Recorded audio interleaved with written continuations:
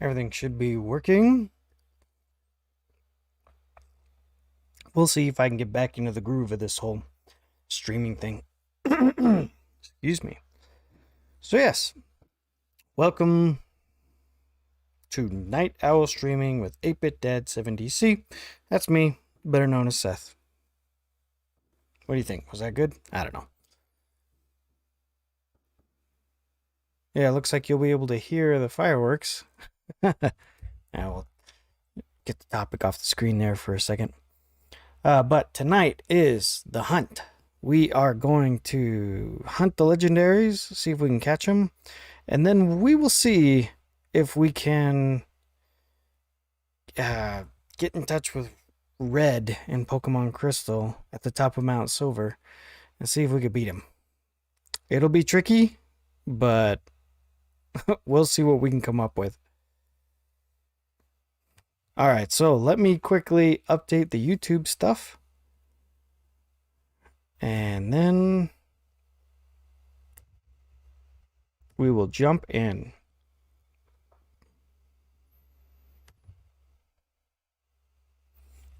I admit I'm a little off. It's been a while. I took a week off to go on a boating trip, which we'll talk about.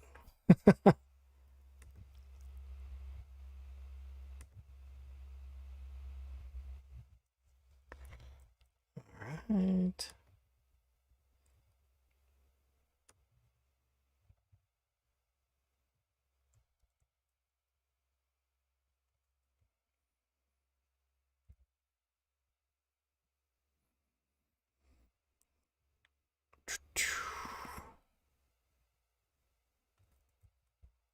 I'll get rid of this.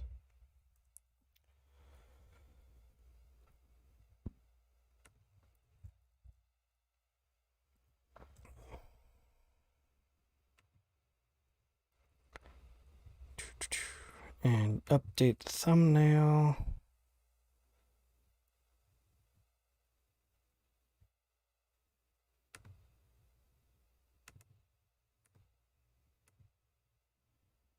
All right, save.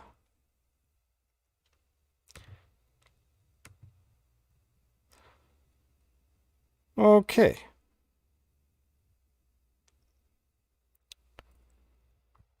I think we've got YouTube updated. So we should be good on both platforms.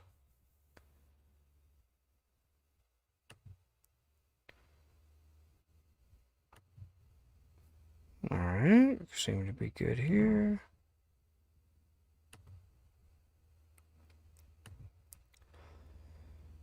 And if we go here, perfect. Here.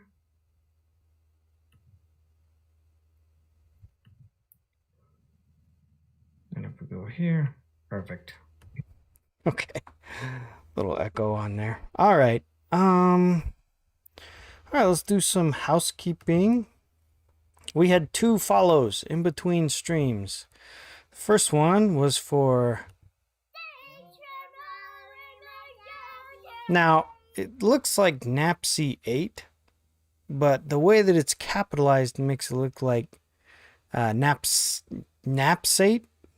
but I feel kind of bad because I used to have story. Every time someone followed, I knew why. It was because I had talked with them or I had, had some interaction with them, but I don't have them anymore. But yeah, Napsy8, if that's how you say it, if you see him in chat, make them feel welcome. Oh, let's get the starting soon out of there. And then next we had the Real Goose, which I think is a cool name. Followed on Twitch. That's it for follows. Now, I usually go over pickups. I noticed last time, because when I go into my other view, like if I'm streaming a game from the Switch in high definition, I have this second view. And so over here, there was just a big gap of cement because I stream in my unfinished basement. And so, as you can see, I've gotten, uh, what that is just 2 sleeping bags that my kids use. And I bought a Game Boy fleece blanket, put it on the top, and then I borrowed some of my kids' Pokemon toys. So we got a Pikachu and a Alolan Vulpix, and then I bought the Mega Man. So, and I just kind of set them up there to kind of fill in that space. And I kind of like this way of going about it, because instead of trying to fill the whole room that I'm in with a collection, which some people have some pretty impressive collection rooms, instead I'm just trying to fill the frame when I stream or create a YouTube video. And I like that. I like that. So yeah, anyway, those are down there to fill that space, and I think it looks good. So if it doesn't, you guys will have to let me know. I think that's it for housekeeping. We're gonna be playing, and then I will need to take a small break in the middle where I go and help my wife bring the kids in from the car. My wife went to a family party, and I came back, or I was able to stay home and do this instead. So when she gets here, she'll let me know, and then I will go help get the kids out of the car, and I'll put up a YouTube video while we're doing that. And yeah, then we'll go from there. So I know I took last week off, and I'm going to make that up with a bonus stream this month. So I think that's everything. Let's get into the game. So what I've been doing in between streams is just lots and lots of grinding. So I'm right in the middle of a battle with the Elite Four. When we left off after getting all the badges, oh man, and so last stream 2 weeks ago, I said the title was "We're not quitting until we get 16 badges," and we even went over.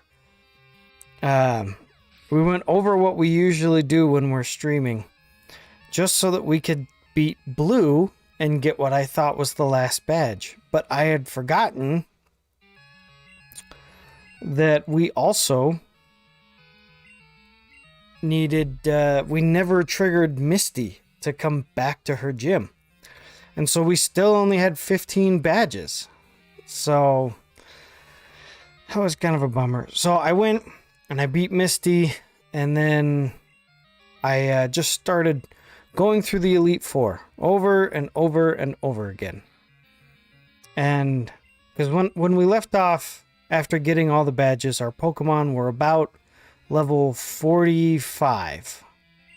And so it's really hard to increase your Pokemon's level, because you either have to fight wild Pokemon in Mount Silver, which are around level 48, 49, 50, or you can come and fight the Elite Four over and over again.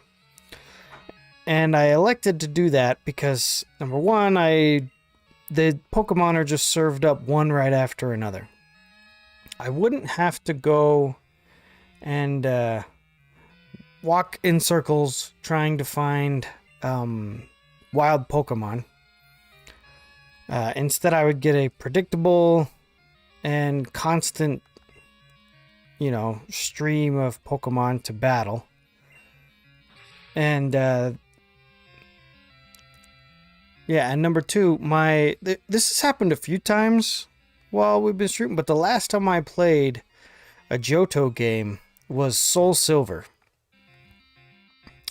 And I keep trying to take things that I did in Soul Silver and do them here, and it just hasn't been working. And one of the things is in Soul Silver, when you get to Mount Silver, it's lit up.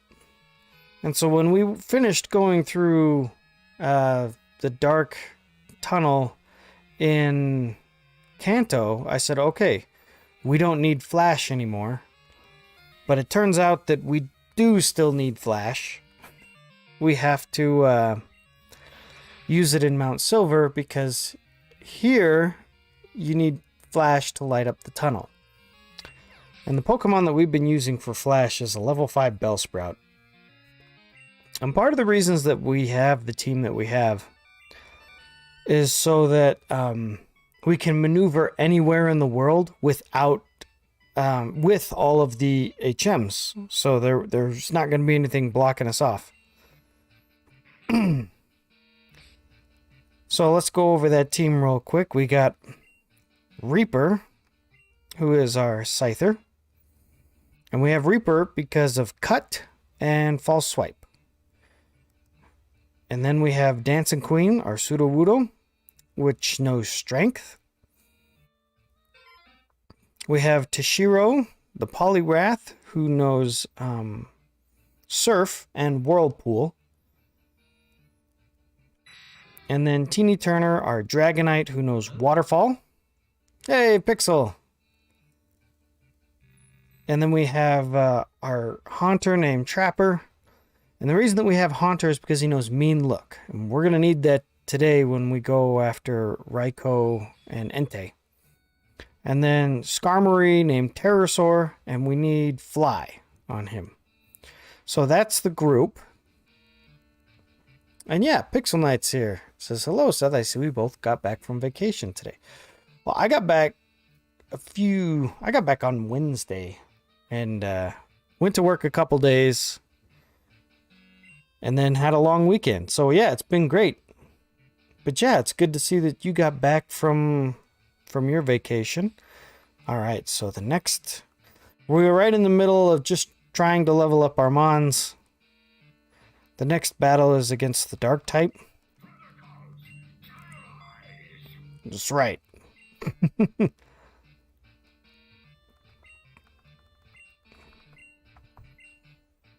So we're going to finish up this round of the Elite Four, and then we're going to go hunting. We're going to do some hunting. Should be fun.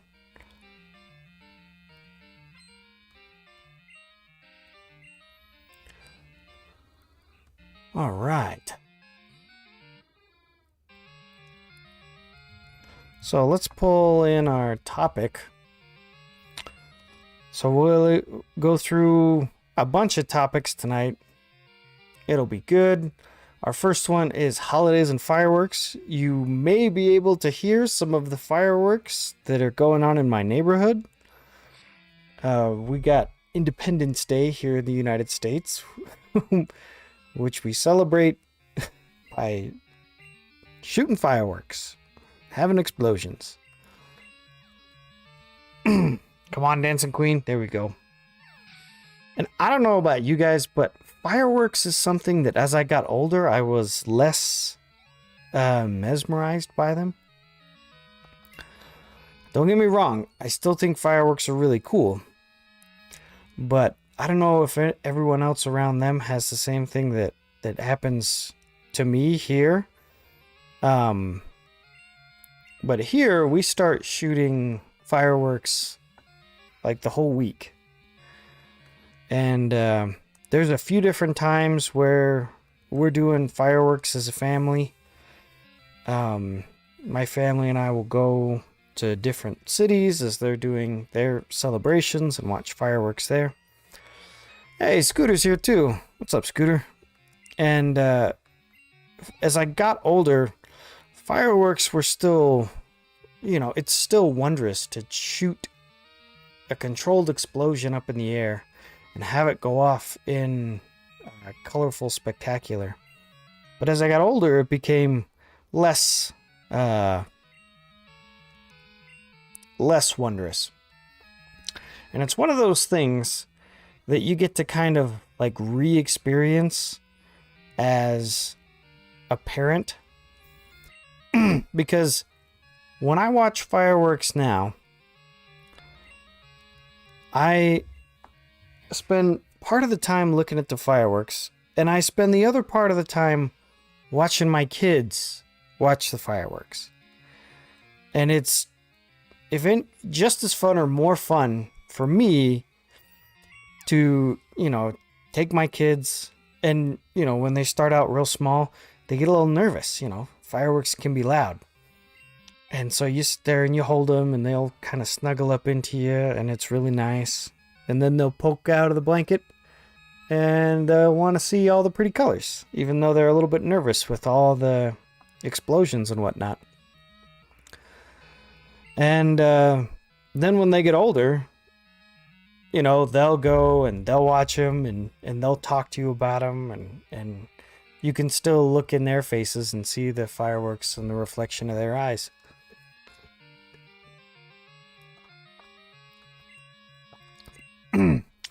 So, we've been doing fireworks all weekend in my neighborhood. So, and so yeah, it's been wonderful to go around and take my kids to all those. Pixel says, I got some new Transformers on vacation, like Deep Cover. He's just a straight recolor, but I love the blue paint on him. Oh, which one is he recolored from? Pixel says, we usually go to my uncle's house and shoot fireworks. It's always fun. Scooter says, I tried a new game on stream last night. Ooh, what was it? And then we got... Okay, now I tried to say it at the beginning. Is it, Nasiate? Nasiate? You'll have to give me a pronunciation guide. But Nasiate says, hey, I know you. Which I respond with, go for Napsy. Oh, okay. So Napsy says, hey, I know you. Which I can only reply with, I probably know you, but not with the name Napsy. Oh, Scooter was playing Game Builder Garage. Ooh. I've had a few people, like one person be like, oh, so are you going to get Game Builder Garage and play with that? And I'm not going to. When I tinker with game development stuff, I usually go for Unity. Oh, and we got Hillhome raiding with his crew. What's up, Hillhome? It's good to see you and your viewers. Napsy says, indeed, from the same hometown. Oh, I got beat. Who beat me? Silly Murkrow. Well, hello there to you, Hillhome. Now, one thing about people that come in and I know them, I don't know if they want me to say their name or not. So, Napsy in chat is indicating that we know each other. But we'll stick with Napsy for the time being. Hellhome says, new PC is up and running. It's good times. Ooh, excellent, excellent.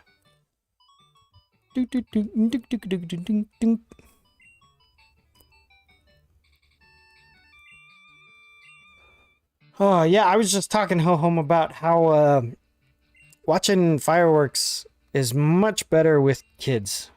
When you have young kids doing it, it's very fun. Hellhome says, yep, CPU RAM used to drop from 90% when streaming to 30%. Ooh, nice! Pixel says, hello, Raiders. Enjoy your stay. Refreshments are on the table. Scooter says, I figured you might be interested. And yes, I am very interested in Game Builder Garage. I'll have to go back and check that VOD. Game Builder Garage is one of those where if I get it, I might tinker with it just a bit, but I really enjoy seeing what other people come up with. Because, there's tools and, Game Builder Garage is pretty much a Nintendo-sanctioned fan game maker.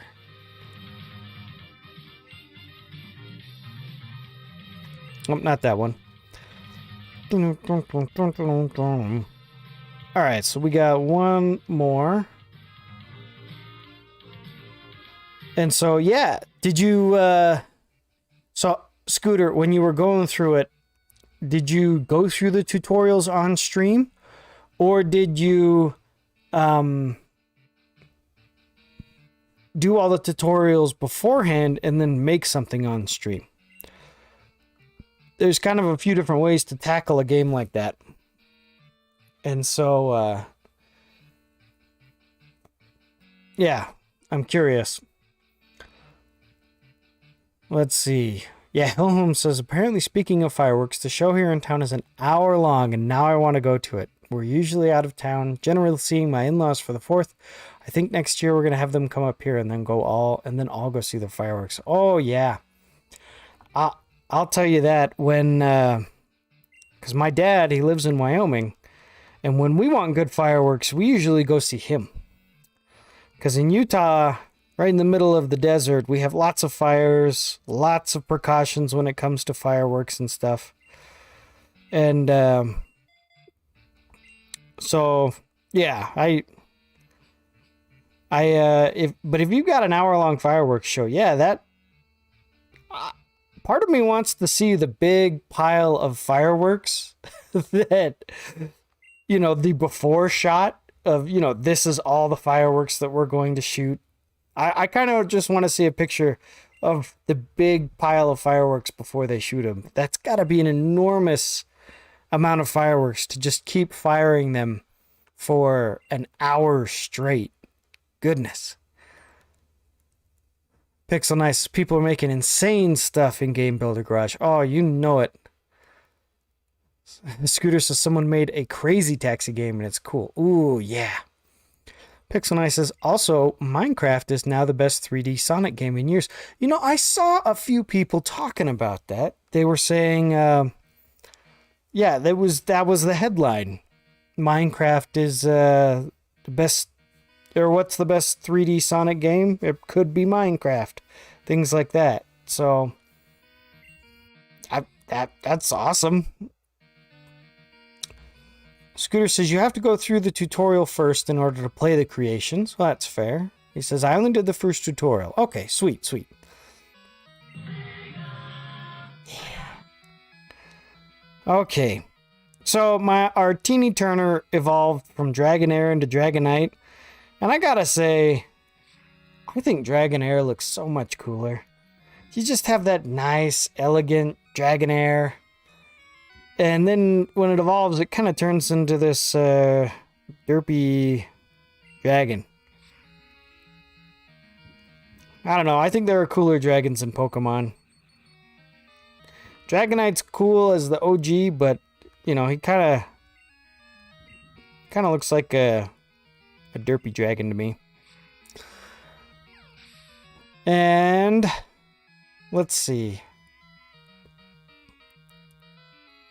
Pixel Nice says, not to brag, one year I went to Disney's World 4th of July fireworks show. Ooh.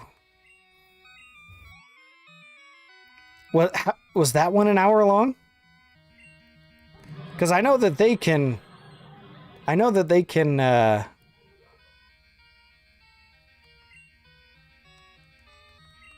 Disneyland can definitely get long fireworks shows going. Let's see. Hill Holmes says, Crazy Taxi, the old Sega arcade game. It's on Steam, but the controls are weird. And it's hard to do the... Oh, those are fireworks going over there. There's this... It sounds like they're snapping right outside the window. No, that's the neighbor shooting off fireworks.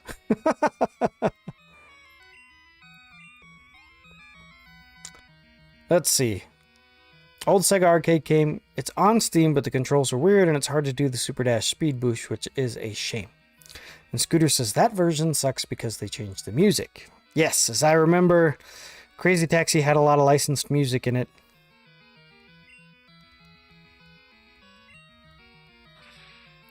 So they had to update that. Pixel Nice says, Dragonite looks like the form of a bad direct-to-DVD Disney sequel. Looks like it's from, yes. So yeah, we can see that we're battling against a Dragonite now. Dragonite versus Dragonite. Oh, and it's going to go with Thunder Wave. Okay, okay. Let's see if we can... Oh, and then a Hyper Beam. That shouldn't take it. Yeah, there we go.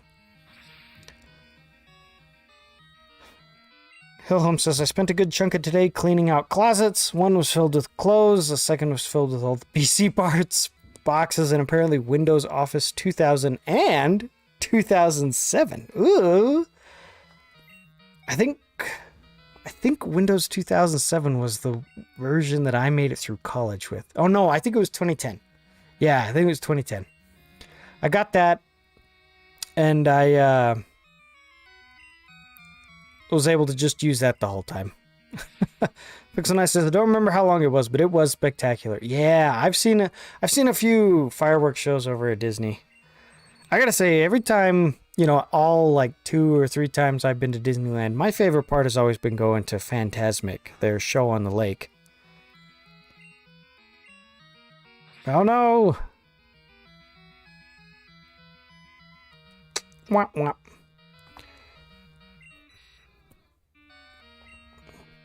Alright, who are we gonna send out next? We'll send out to Shiro. Or Batislam.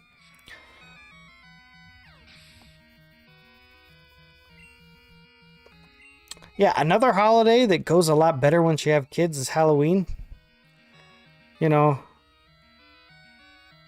as far as the trick-or-treating part goes, I know that there are a lot of adult things that, you know, there are lots of adult activities for Halloween. But as far as trick-or-treating and such... Oh, a Charizard. Yeah, it's not smart. You know, taking your kids out trick-or-treating and entering them into, you know, like costume contests and stuff, that's way fun.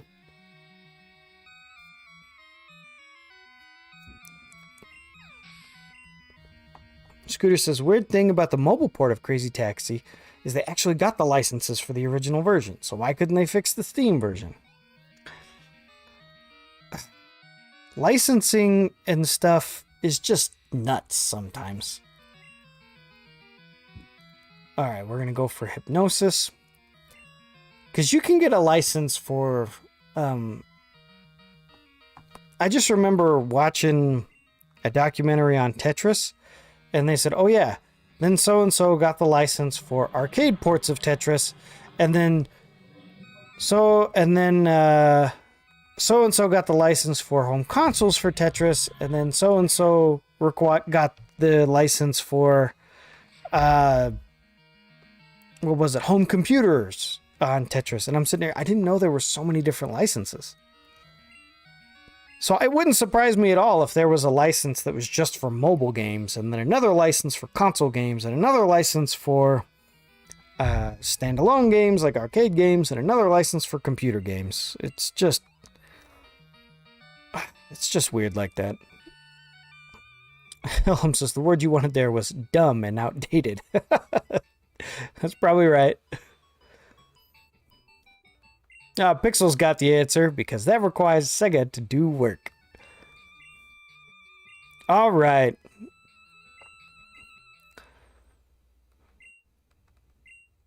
Alright, now I have spent so much time trying to level up the Pokemon that I don't know how to hunt some of these legendaries. Alright, so we'll blow through this text that we saw a couple times ago. Because what we want to do is there's a series of Pokemon that we want to find.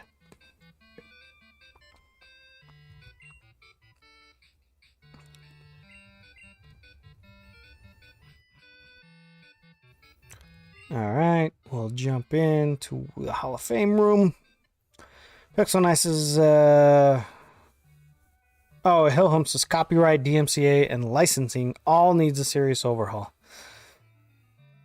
Well, I don't disagree with that. That's for sure. Pixel Nice says, fun fact, for a while in the 90s and the early 2000s, Transformers couldn't use the name Bumblebee until the first live-action movie. Hillhump says, it won't ever happen, and honestly, if the government messes with it, then it will probably just get worse. Yeah. Okay, so my goal was to get all of the team up to level 60 before the stream, and you can tell that I've fallen a bit short on that. I think our highest is at level 59 and the lowest is 57. But alright, that'll save. Alright, and then we will reset the game because we don't want to sit through the credits we did when we beat the Elite Four the first time.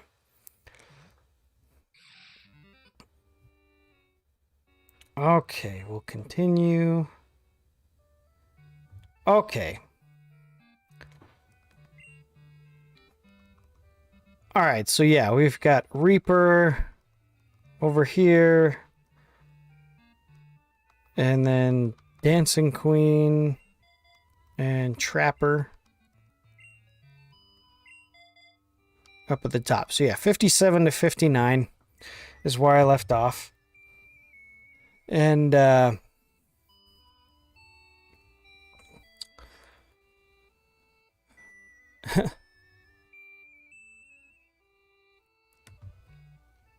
alright, so we've got some Pokemon that we want to try and catch. Raikou, Entei, Lugia, Ho-Oh, and Celebi. So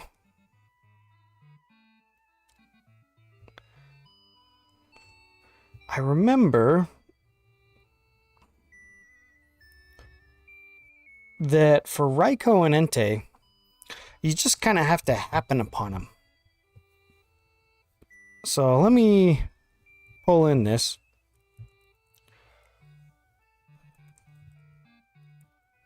Alright, so you can't see it very well. Initially, only Raikou and Entei will be able to be encountered. Let's see.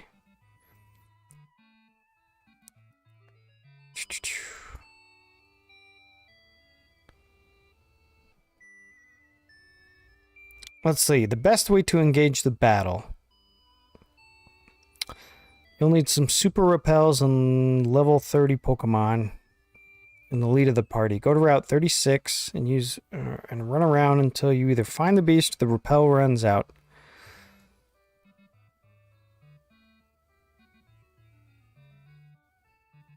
Go east to the ruins of Alf. Go to Route 36. Okay. Alright, so... Wait a minute. Let me get that out of there.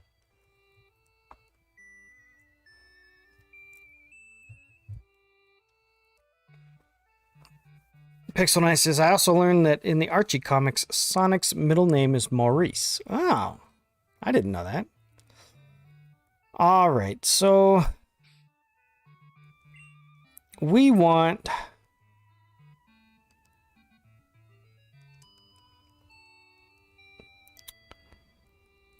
let's see. So do we want Reaper out in front and then just go in with a false swipe? Or do we want Trapper in front and use Mean Look? Hillholm says, be back soon. Going to make some noms quickly. Oh yeah, no worries.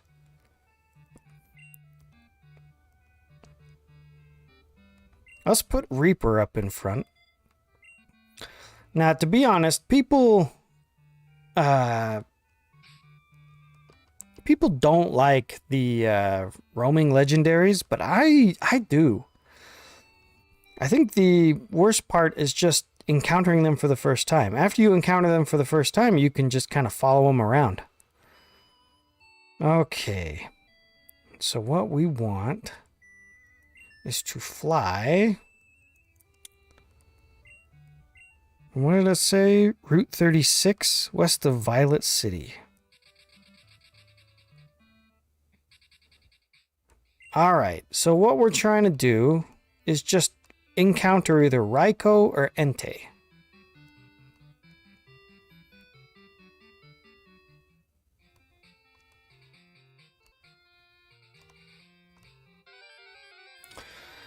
So first we gotta find him. Pixel Knight says, even better, his actual name isn't Sonic.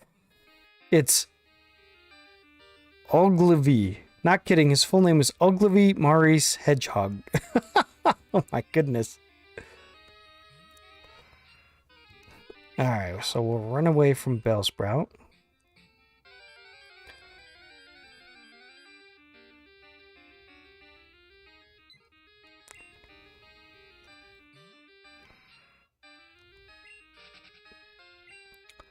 Let's get another topic in. Do-doom-da-doom. Let me go to my list. And update here.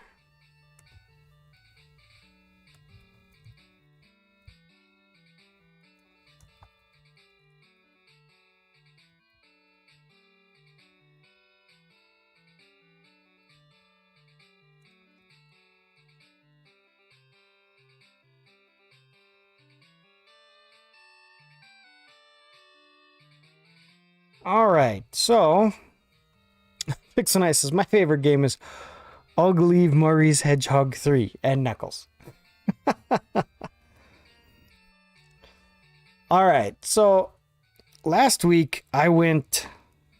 The reason I was out last time, and I apologize, I didn't update the timer on the Twitch page. I announced it and I posted an update in the updates channel in Discord, but a few people were still waiting for a stream last week, so I apologize. I will do better to update the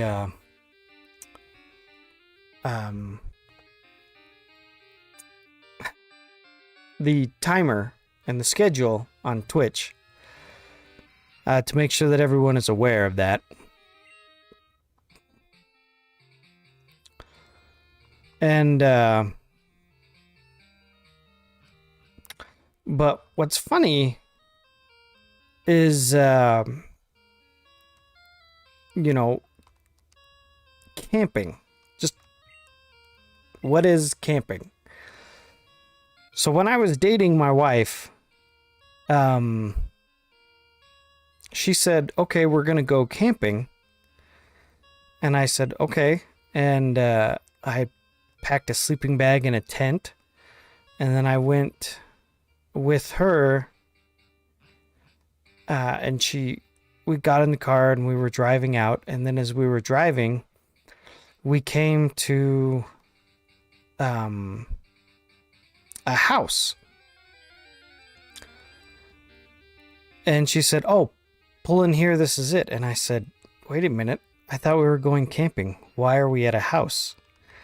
And she said, no, this is where we're going camping. And I was confused. We were only dating. We weren't married. And so I was just like, well. So I set up my tent in the front yard of this house. And what she had taken me to was a family reunion for her family over the summer. So the purpose of this was for me to meet all of her extended family and whatnot. And so, we were having a good time, but when it came time to go to bed, I went out into the yard in my tent, and all of her family were like, why are you going in the tent, Seth? And I said, well, I was told that we were going camping. So I brought a tent and a sleeping bag, and I'm going to go sleep over there. And they were all a little bit confused. And so now, even now, I tease my wife a little bit about camping. Because apparently camping to her and her family is just when the internet is gone. And so since then, there have been a few other times where they invite us to go camping with them. And I don't know about you guys, but to me, camping, it's funny. I had a coworker that said, I don't like camping. I don't like going out and pretending to be homeless. Where you go, you leave all your nice stuff, you drive out to the wilderness, and then you pitch a tent and you sleep. You cook over a fire, and he said, I don't like doing that. I don't like pretending to be homeless. And But I enjoy camping.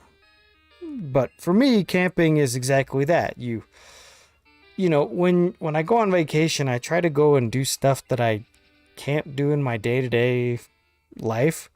And so I like going camping and going out, seeing, you know, if I can cook everything over a fire. And, you know, I like to turn my phone off and not have any electronics there. Sometimes I'll bring like an old Game Boy or something just to play before bed. Because that's what I did on camping trips when I was a kid. I'd usually bring a Game Boy and whatnot, but I wouldn't use it until it was bedtime. So, you know, that's what camping is to me. But even since then, when my wife's family invites us out to go camping, what we end up getting ourselves into is what I would call a boating trip, not a camping trip. So what her family does, some people call trailer camping, but everyone brings a trailer and you take your trailer out to the campsite, and then you get a campsite that has water hookups and electricity hookups. And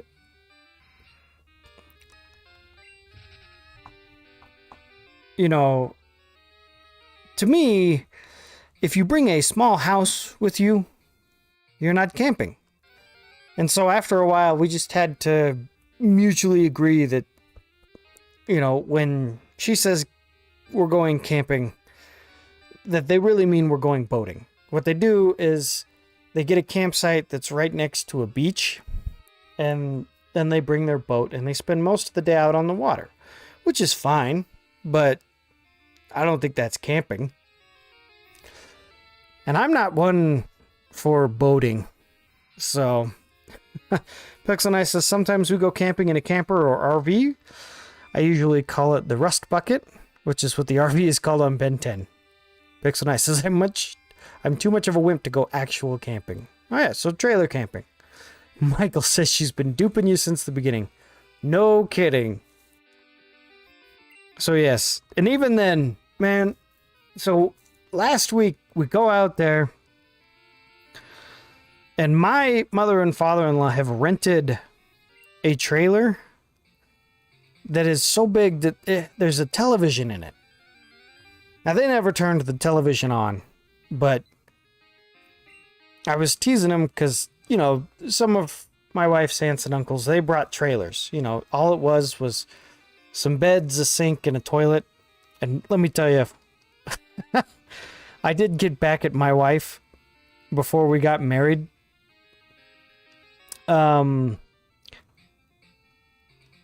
Because she invited me to go camping and we ended up at a house. And then I invited her to go camping with me and we ended up in the middle of nowhere. We went camping with my family and my dad said that he had a cabin. My wife was like, yeah, we'll do that. And so we got caught up on jargon. My dad's cabin was just 4 walls and a roof that had a stove in it. There was no bathroom. There was no nothing. It was just, okay, you know, this is, you know, it's just there so that you could be warm when you sleep.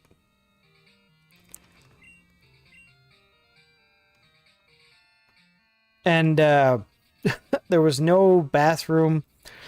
You know, if you had to go to the bathroom, you just had to go find a rock. And my wife was horrified. So what we're doing, if you just got here and you're wondering what I'm doing, we're trying to find Entei and Raiko. And they appear just as random encounters in Johto somewhere. And so we're just kind of wandering through grassy areas, trying to find Entei and Raiko to see if we can catch them. So we have all the HMs, so we're just gonna kind of roam around and see what stuff we can find, and see if we can find them. And we're talking about camping. What is and what isn't camping? You know, I'm doing what I describe as tent camping. My in-laws don't like tent camping, and then they're doing trailer camping. But if your trailer is big enough to have a small house, then I don't think it's camping. And I will tell you more about that in just a minute. My wife just returned home from the family shindig, and I'm going to go help her get the kids in. So let me put on a quick video, and I will be right back. I'm not going to be gone too long.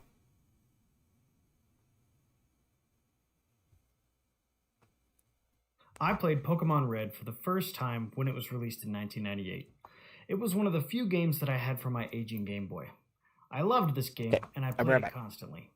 In fact, my parents taught me the word obsessed while I was playing this game, then asked me to play more with my siblings. It can be hard to describe what playing Pokemon was like back when it was first released in 1998. But honestly, it felt a lot like playing The Legend of Zelda Breath of the Wild when it was released in 2017. Both Pokemon Red and Breath of the Wild give the player a world and a narrative, but the story is driven by the player.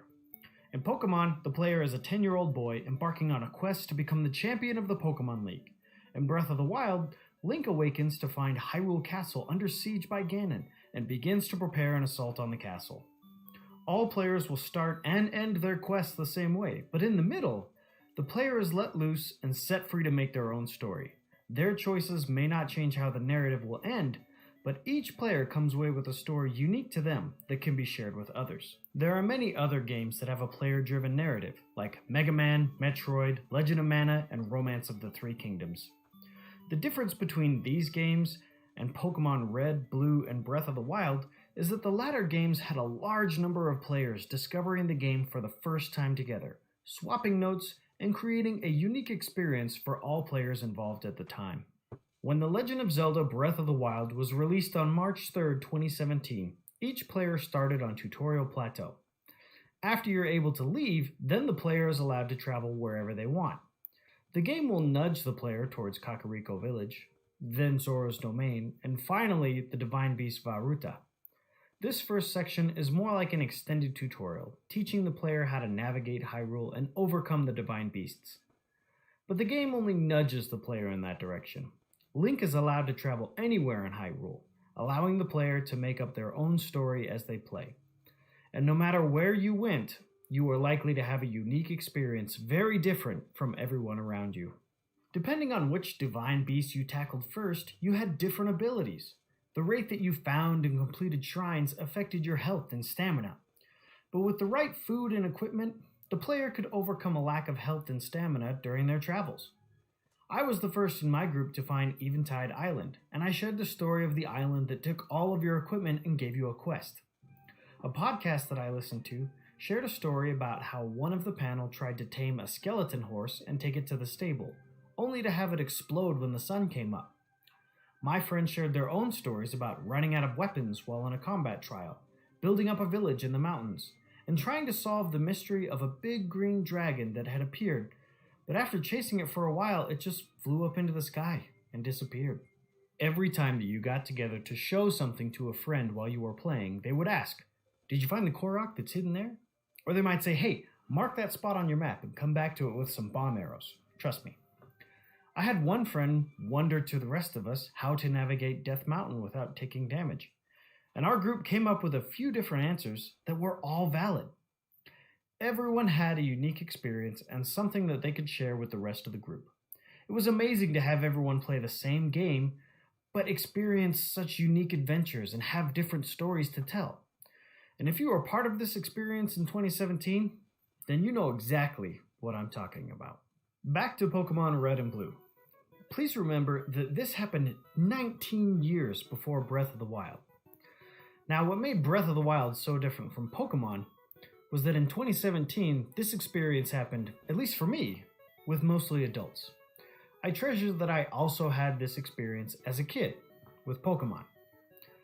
My small circle of friends started playing Pokemon, but this also pulled in new kids, and I made new friends in my quest to catch them all. In Pokemon, you start in Pallet Town, and you travel to and from Tutorial City until you have the ability to catch Pokemon and add them to your team. At this point, the player has selected a starter Pokemon, and they can begin to explore the Kanto region in their quest to obtain all 8 gym badges and challenge the Pokemon League. Right off the bat, the Pokemon that the player selected as their starter changes their story. I selected Charmander, while my buddy picked a Squirtle, and by the time we reached Cerulean City, we already had very different stories to tell. He had caught a Rattata for his team, but he was mostly interested in forward progress, so he didn't spend a lot of time in Viridian Forest. Since he had a type advantage, he breezed through Brock, but had to slow down in Mount Moon because he needed to take more trips back to the Pokemon Center to heal up his team. Since he spent so much time in Mount Moon, he discovered and caught a Clefairy for his team. I had a Charmander, so I had a tougher time in a gym full of rock types, and I needed to train up my Charmander a bit more in Viridian Forest. While I was training, I found and caught a Pikachu, and while that didn't help me against Brock, after I finally did get past him, I had a Charmander, Butterfree, and Pikachu with me, so I breezed through Mount Moon and didn't even see a Clefairy. After getting through Rock Tunnel, the game opens up a bit and lets the player make a few more choices on how they're going to travel forward. So while everyone ends up at the Pokemon League, the routes they take and the Pokemon they catch create a story that is completely unique to the player. Someone would tell a thrilling story about how they just barely beat a gym leader on their first try. Another about how they finally caught an Abra, and that was really cool because the rest of us just gave up and skipped it. The day that one friend finally evolved his fish that he had bought that didn't do anything into this flying dragon-looking Pokemon was a treat for everyone. And I think that, at least in my group of friends, the big debate wasn't over what starter you picked, but what you would evolve Eevee into. And keep in mind, this was all without trading. We were having a blast, but nobody was trying to catch them all because we didn't have access to a link cable. We had the different versions of the game, but without a link cable, we knew that we just couldn't access certain Pokemon like Alakazam or Golem.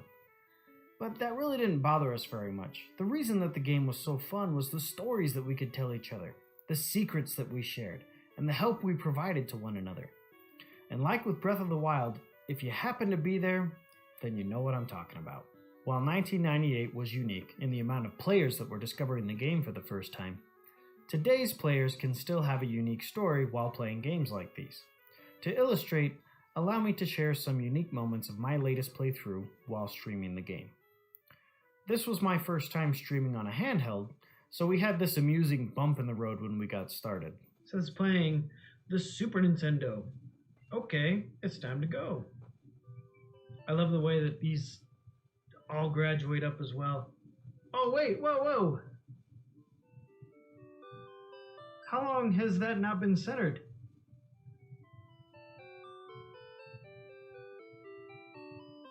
Oh wait, duh, it has been centered.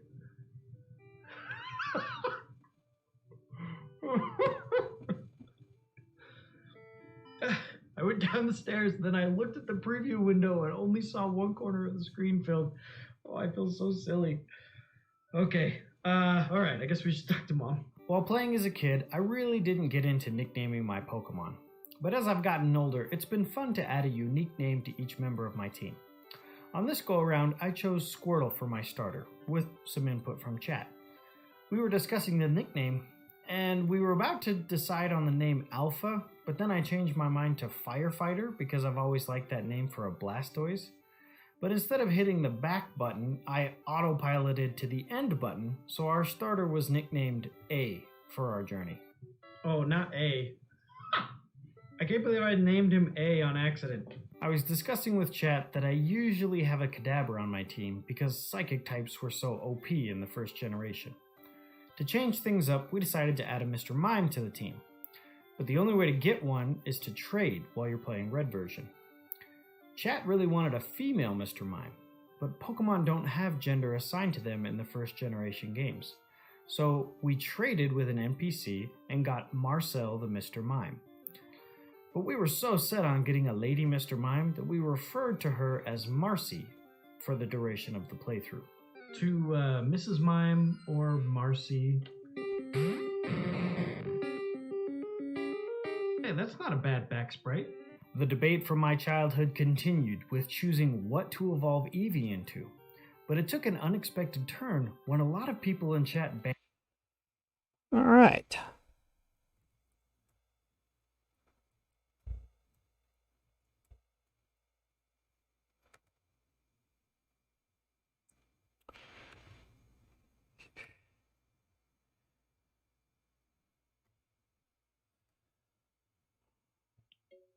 All right.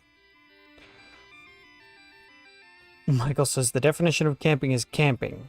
Let no one tell you different. That's right. Pixel Knight says I love boating trips, just not fishing. Riding a boat at high speed? Fun. Fishing sucks. But riding a boat is awesome.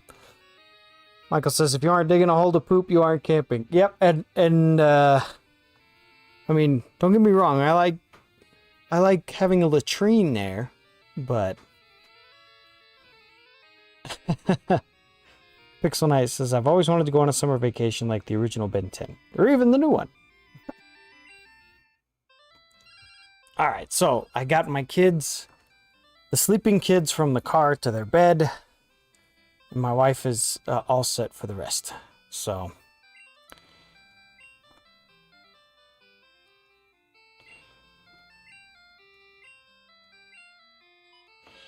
let's see, we might have to try what the guide says. Try using repels, but I need a Pokemon.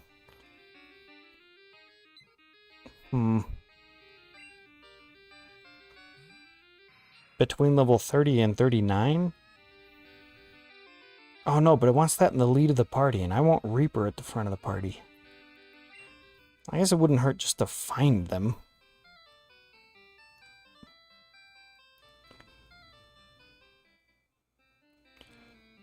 Let's see.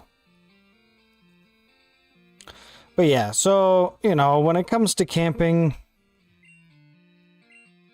I definitely think that there's a... Because my in-laws, they call it glamping. They're like, oh yes, we do glamping. I was talking with my sister-in-law when she was out there, and she's like, oh yeah. And they have a trailer, and they were like, oh yeah, you know, we do our camping with a trailer. And I was like, is it, you know, I know you guys call it trailer camping, but is it really camping if you do that? So, I actually used to work, when I was younger, I used to work at a Boy Scout camp. And so I would spend weeks at a time just in a tent. I mean, it was a nice tent. It was a nice spring bar tent. You know, and we had something that was more of akin to a bed and less akin to like a cot or something like that. So, you know, and even now I have a nice cot that I was using when I was camping, and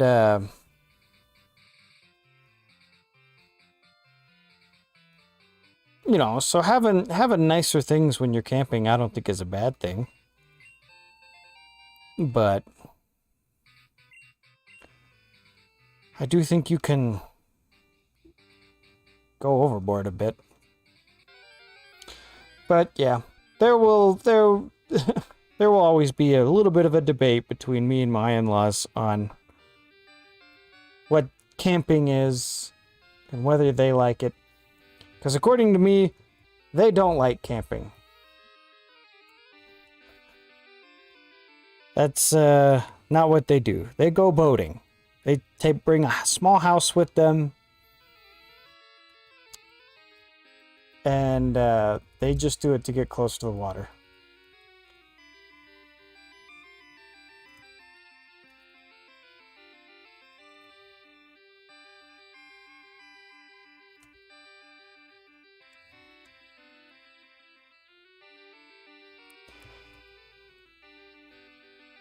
But right before, Michael says, sounds to me like they have never been camping. I don't think, especially the women, I don't think they have ever been camping. But right before I did that, what's up, Pizza Angel? I'm doing good. I'm doing good. Took a week off last week to go boating. And now, yeah, no, I know what you meant. And yeah, so now we're trying to hunt legendaries, but we can't find any of them. But yeah, right before going boating, I was watching my nephews and my kids, and I was like, okay, I will, you know, we all like video games. My nephews like video games and whatnot, so I was like, okay. So I put in, what game did we start with? First of all, I knew I did not want to play Mario Kart with my nephews because they're just too good at it. I don't think I will ever be able to beat my nephews at Mario Kart. Yeah. And so I was like, okay. What game did we start with? Oh, we started with a game called Boomerang Fu. So this is it's a party game, 1 to 6 people, and it's really cool. Everyone plays as a Boomerang Fu, and you can and what you do is you the object is just to hit everybody else. If you get hit once, you're out of that round. Last person standing. Or no, they play. We were playing most kills. So you can hold the stick back to charge up your boomerang, throw it further, aim, you throw it. There's a bunch of power-ups you can get, like multiple boomerangs and stuff. No way. Trade red Gyarados for an experience share? Who is this guy? I think he's kidding.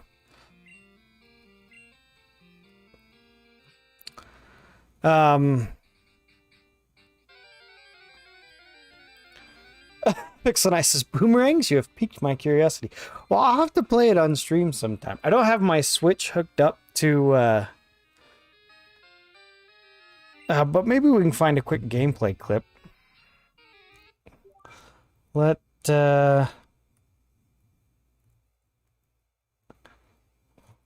pull this in. Open up YouTube. And pull up a little Boomerang Fu. So yeah, again, this is new. When I go into this view, I just had this big blank cement floor, and I was like, oh yeah, I totally need to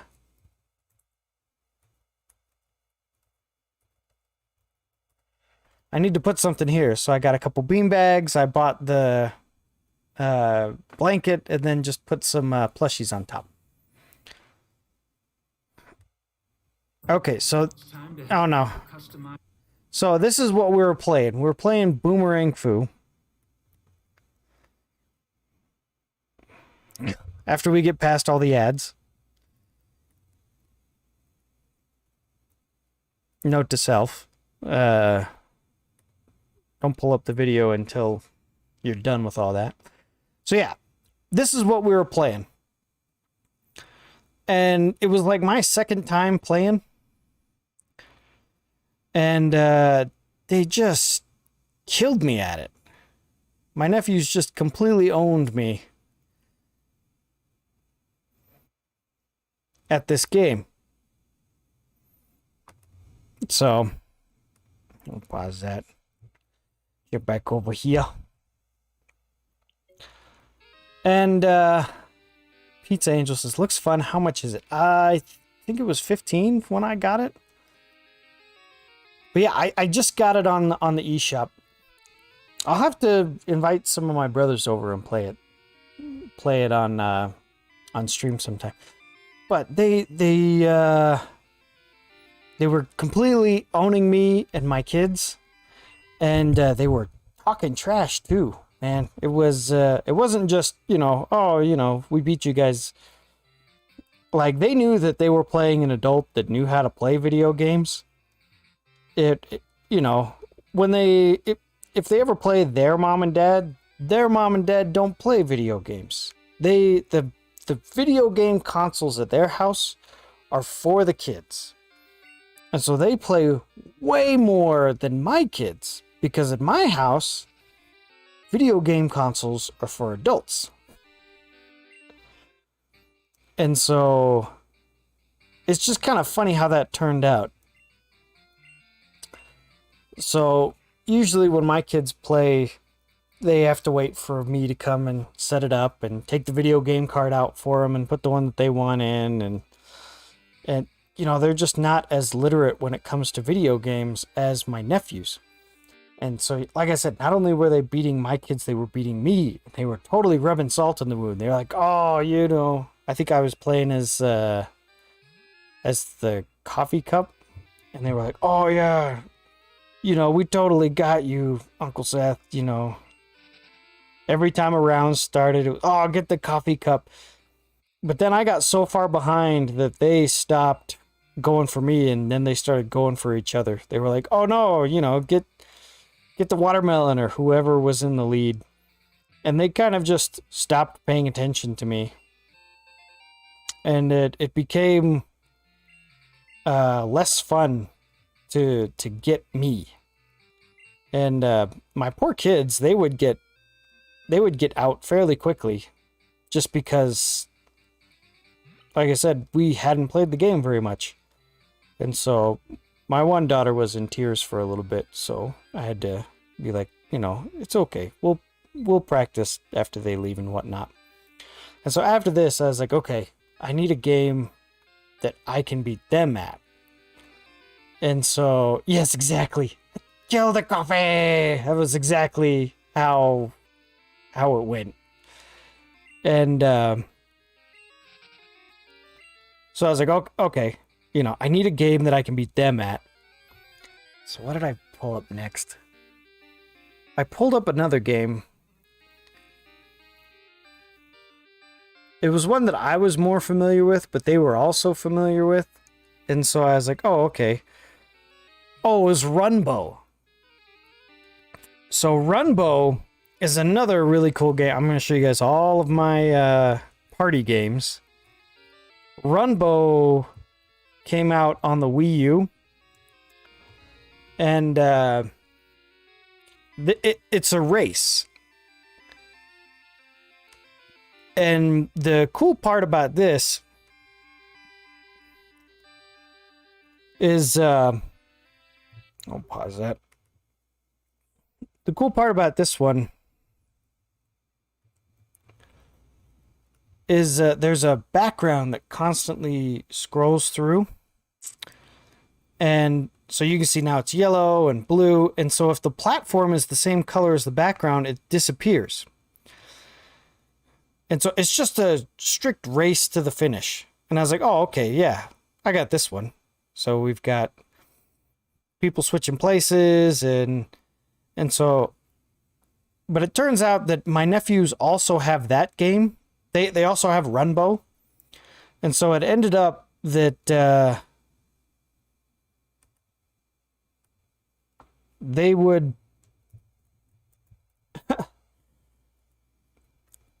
it turns out that they were like just as good as me, because they had figured out a little bit more of the mechanics where you hit each other. Because usually I would just run and jump, and it was a platforming game. Platforming games are easy for me, and so we were going through the platforming parts, and I think I think I lost the first game, and then I won every other game after that. I'd finally gotten my groove. But they were still talking a lot of trash. And so even though it became, oh, you know, get Uncle Seth, make sure you get him. You know, I still felt like I hadn't quite put them in their place enough. And so I was sitting here going, okay, I will pull up a game that they have never played before. And so I was like, okay, we're going to play Towerfall. All right, no problem, Peach Angel. And I was like, I don't think they've ever played Towerfall. I'll get them with this game for sure. And so in Towerfall, you play as an archer. It's very similar to Boomerang Fu, except for it's 2-dimensional instead of 3-dimensional. And so it's like, okay. And I was right. They had never played this one. But they did like it. So we were like, oh, okay. And finally we had a game where they had never played it. I knew the mechanics better than them, and I finally was able to get in. And what I would do is I would take out a few of them before they could take out my daughters. And so everyone was having much more fun. At least I think so. I don't know. They might not have been having as much fun because they weren't winning and they weren't trash talking as much. And then they decided that they wanted to play Super Smash Brothers, and that was when the trash talking ended, because I still pick up Smash Brothers from time to time. I played one match with Kazuya, the new character, this past weekend. Man, his super armor is crazy. But it was at that point where I would win nearly every match, and at that point it was just get Uncle Seth every time, and it got a little funny because we were playing stock, which they don't like. They prefer playing time, which makes sense. And so they were all like, okay, get Uncle Seth. And so there was one guy, one of my nephews, that would always come and engage with me, and he would swing and he would miss, and the thing that started bugging everyone was that he would accidentally hit the other guy that was trying to go for me. So I'd like dodge around him or something. And so partway through it was, okay, get Seth and get this other guy, because he ends up hitting us when we try to get Seth. And so they kind of turned on each other in the end there.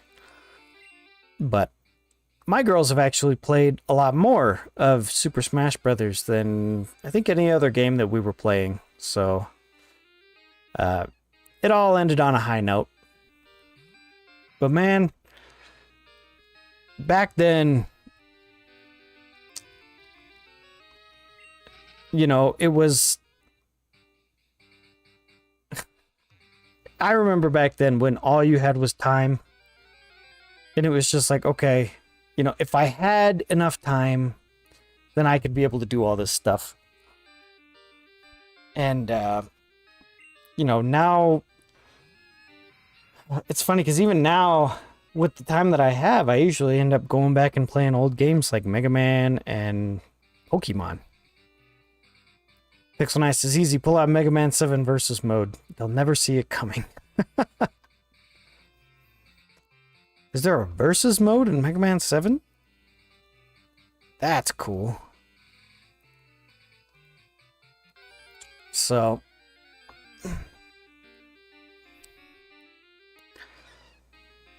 let's see.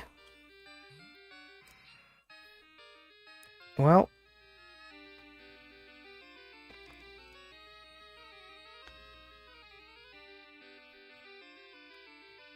well, we're not getting any luck.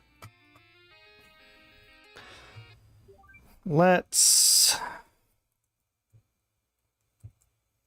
see what we can get here. How to find Raikou. Again with the ads. Okay.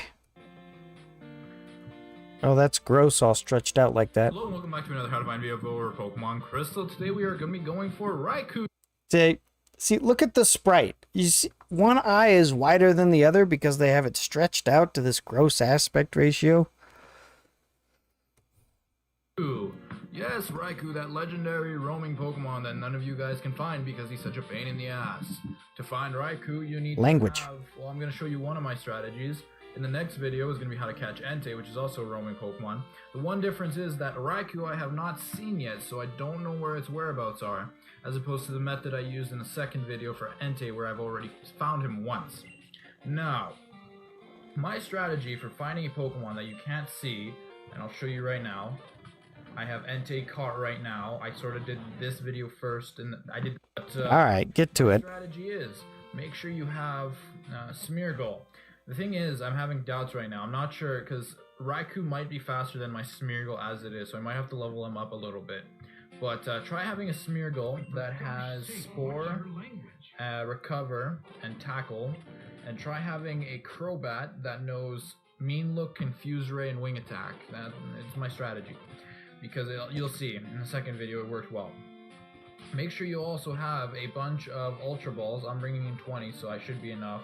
I hope. If not, I have to restart. I just need to know how to find him. My strategy is go buy a bunch of Super Repels. As you can see, I have Super Repels. Use one on you. Make sure you have a Pokemon that is under the level of 40. Anything under, but should be above the average where you're in the patch of grass where you're going to be looking. You want to save before you go in this so you don't waste your Super Repels. And make sure you find an area you can switch in and out of easily. So nothing. You just want to keep going like this until you find it. Alright, you see it wore off, you want to just spray another one in. Well, if you go through all 20 and you don't find it once, don't feel bad. Because, you know, you just restart your game, you're good to go. So I'm going to cut to when I actually find it. Yeah, okay.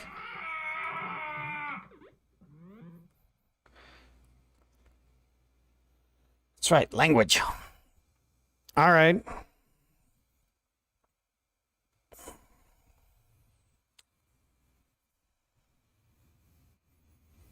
Let's see, can we do another one while we're trying to do this one? Can we do Ho-Oh and Lugia?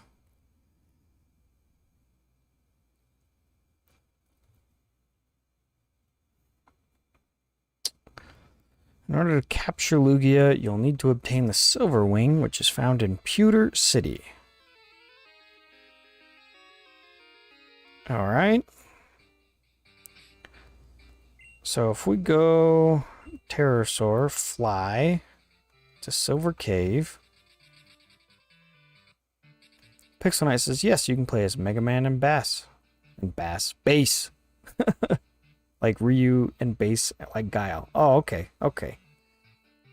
Pixel Knight says, I remember playing Lego Batman with my cousins, and he played as a custom he made, and played a villain level, and punched the cops, saying, I'm on your side. Okay.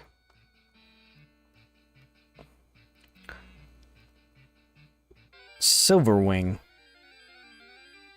Do I already have the Silver Wing?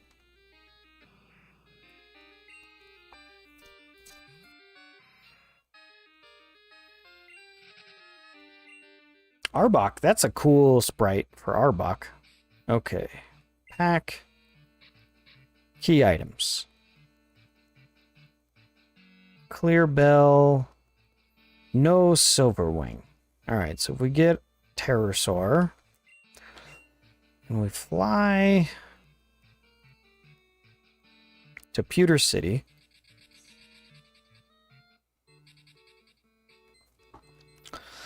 Alright, let's start looking for the Silver Wing.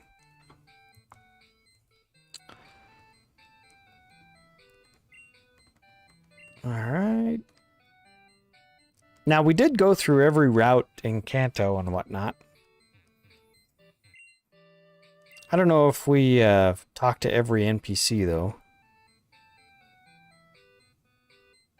Especially last time. I was really just more interested in getting the badges.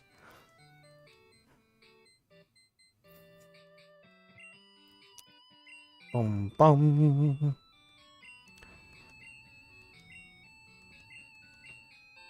There we go. We didn't talk to this man. Let's see. Did we miss out on anything else while we were here? Nidoran Shake. It's like the episode of Friends where Joey is teaching his duck tricks. He says, yeah, check it out. He says, like, walk, quack, be white. Those are the tricks. That's what that reminded me of. A mint berry. I think that awakes from sleep? I can't remember.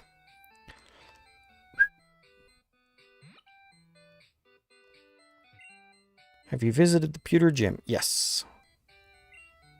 There's a notice here. The museum is closed for renovations. Yep, they even removed the door. Okay. Let's go.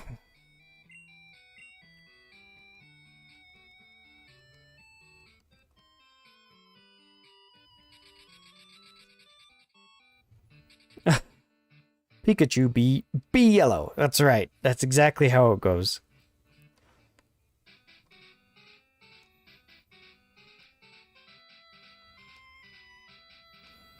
Let's see. What's the best way to get back to Johto? I think it was the bullet train, right?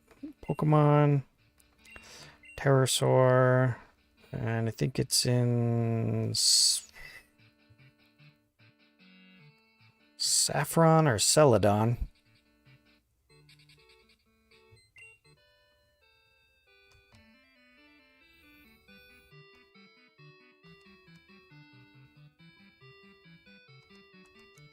Alright, so this is Silphco. And we want the bullet train.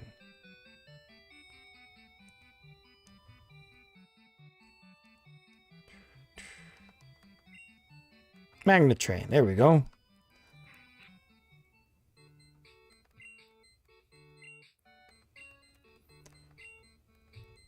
Alright, excellent.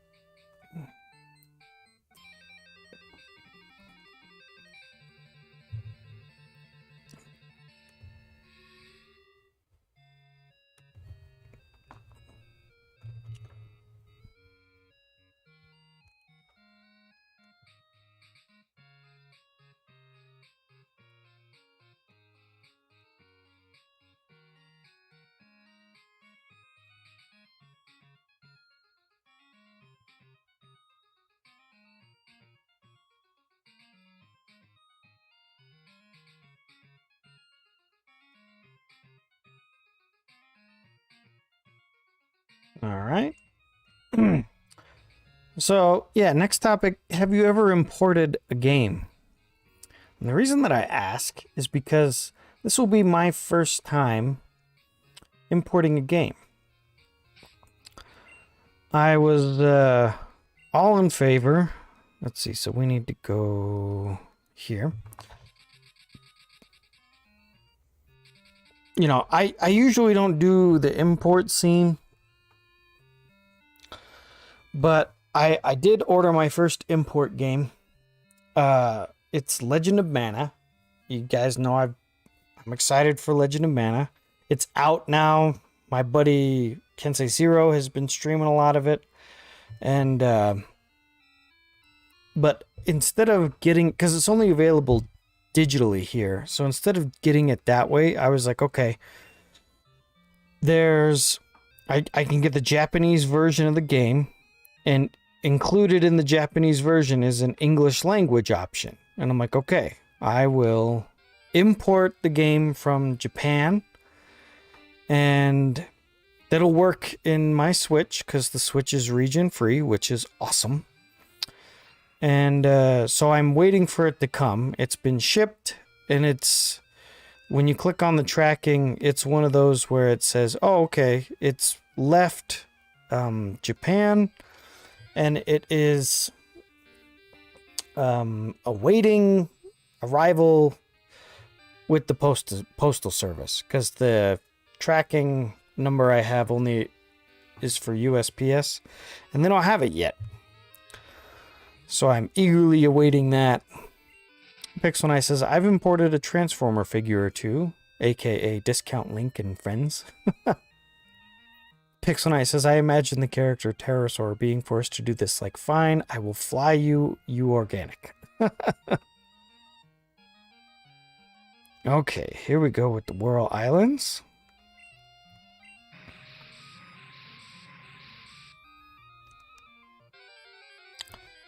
So inside here, we are going to explore the dungeon and see if we can catch Lugia.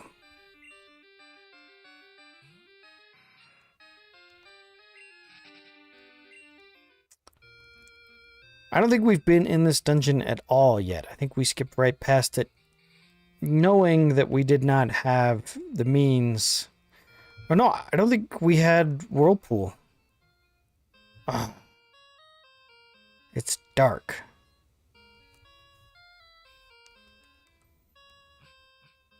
Well, that's kind of a bummer.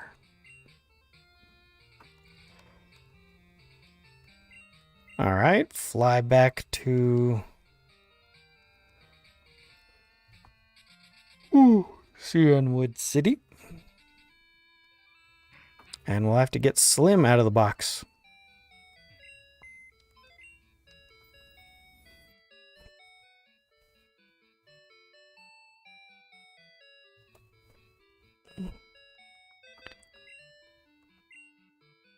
Alright, so we'll have to leave someone behind. Probably leave Trapper behind, because we don't need Trapper.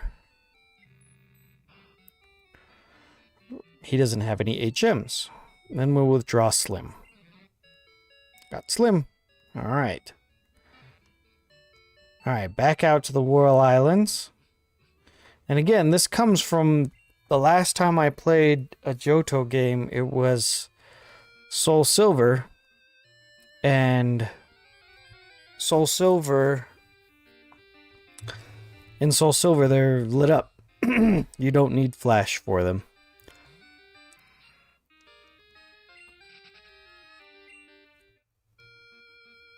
Oh, excuse me. Pixel says, I actually designed a Transformer named Trapper. Can you guess what he does? Yeah. Oh, a Mantine. I remember when we tried to catch that Mantine once. Pixel was there for that. Got it down to a sliver of health and just kept throwing Pokeballs at it. Do-do-do-do-do.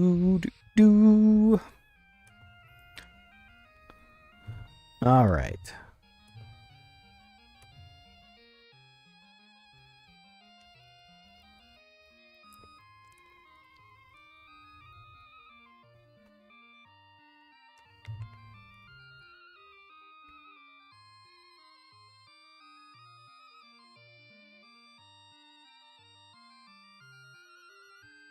Ooh, excuse me. Sorry, I was just reading up to make sure that to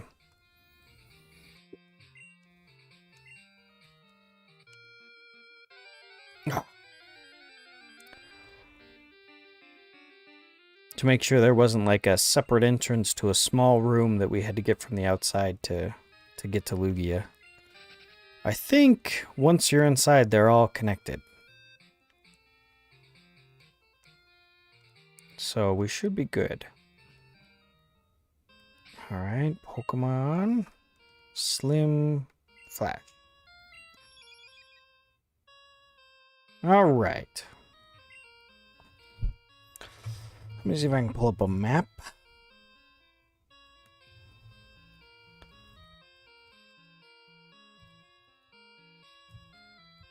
Don't forget to save your game. Yes, thank you.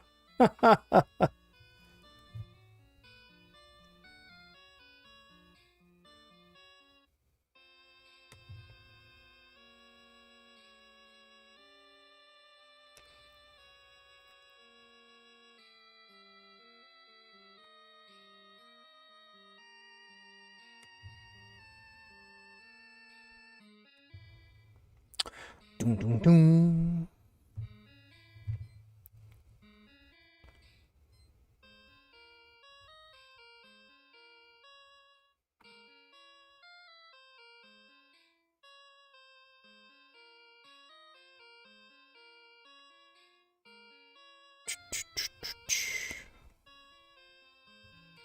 Sorry, I guess I can pull this up while I'm... so you guys can see what I see.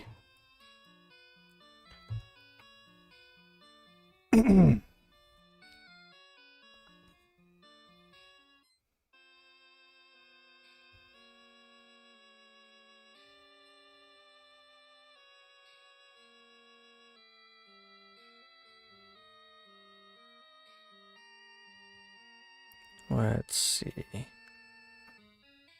So which entrance did we come in?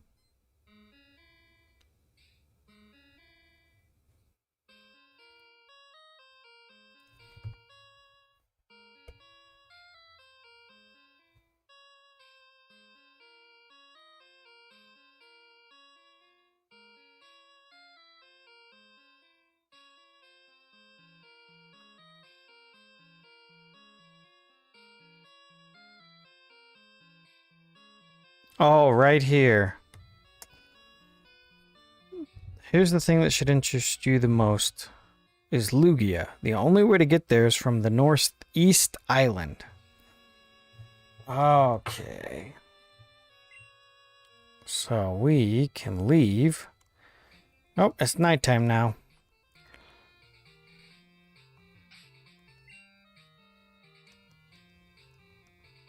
And we want to surf.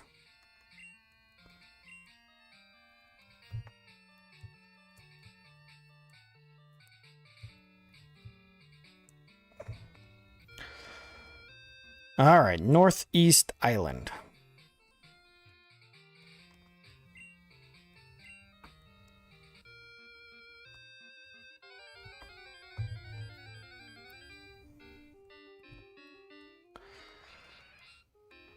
Dun, dun, dun, dun, dun, dun, dun, dun.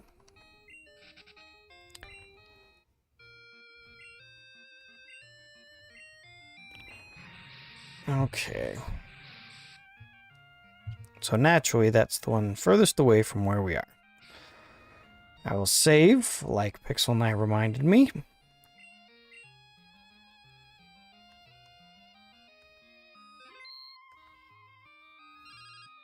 Then we'll get a phone call.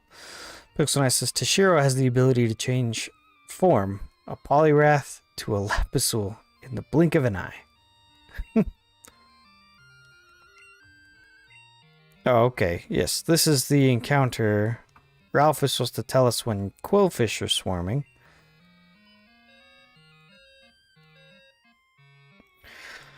But we're not interested in completing the Pokedex this time around.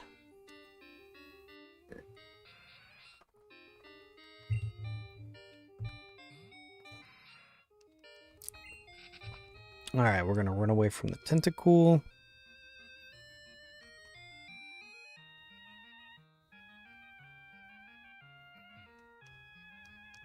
Alright, this should be the one that gets us in.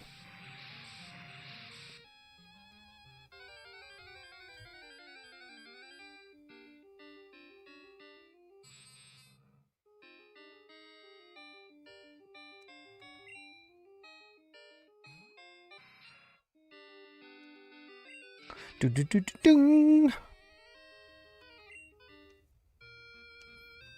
All right, in we go.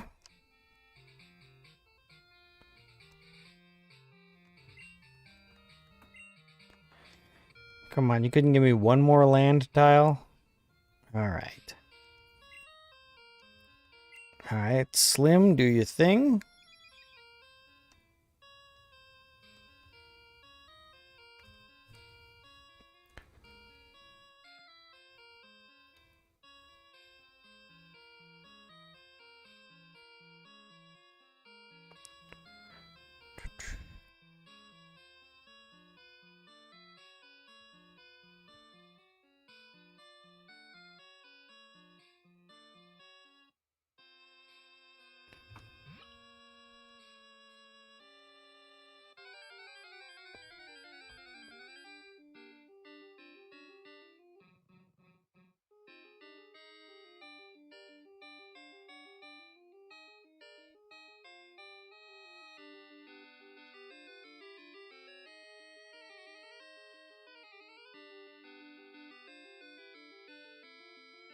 Okay, so I need to go to the one on top, it looks like.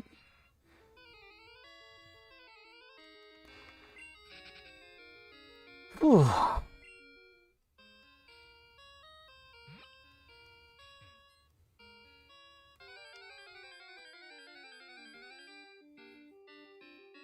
Alright, looks like we're turning on a repel.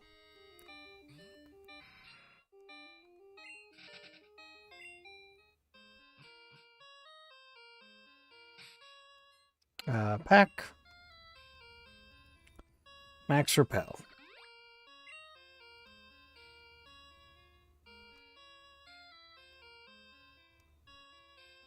Alright, if I read it right.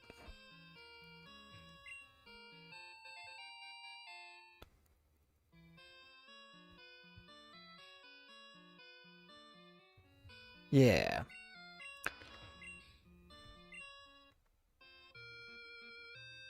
Should be a waterfall.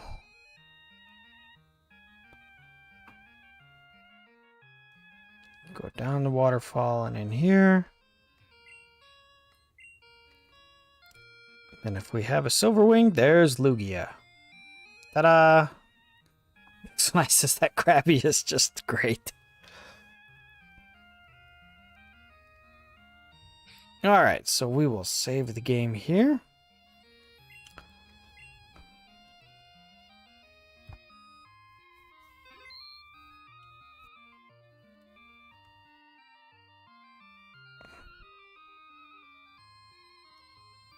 Alright, let's see if we can catch Lugia. Alright, finally found a Pokemon that we were trying to hunt. Oh, that's a cool sprite. That is a way awesome sprite for Lugia. Okay. How much does False Swipe do? Not very... Oh, and Lugia knows Recover. Does Ho-Oh know Recover?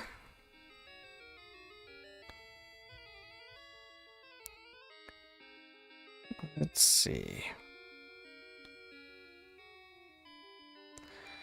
Because if Ho-Oh doesn't know Recover, we'll just use the Master Ball on Lugia.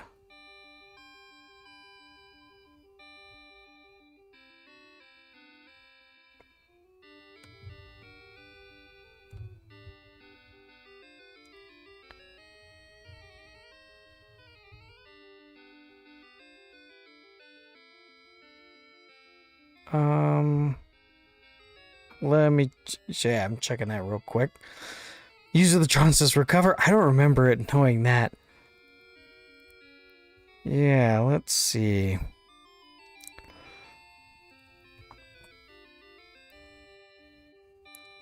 Crystal 60.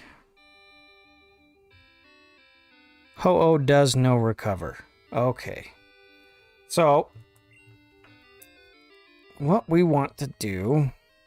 Swap out for T-shirt. So what we're going to do is we're going to use the Master Ball on Ho-Oh.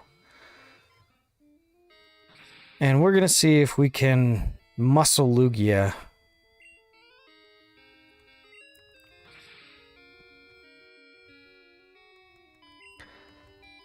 You know, Toshiro, it kind of stinks that you're part fighting now. So that all of Lugia's flying moves now are super effective.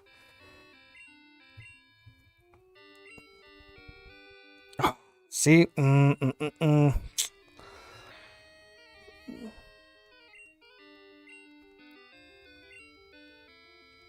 Alright, fall asleep. Body slam. I think we're not... I think as soon as we get it in the yellow, we'll start throwing Pokeballs. But yeah. So yeah, before we did that, we were talking about game importing. I know other people really enjoy importing games. I gotta say, when it comes to like Famicom games, the Famicom games look really cool, but I've always just stuck to NES games.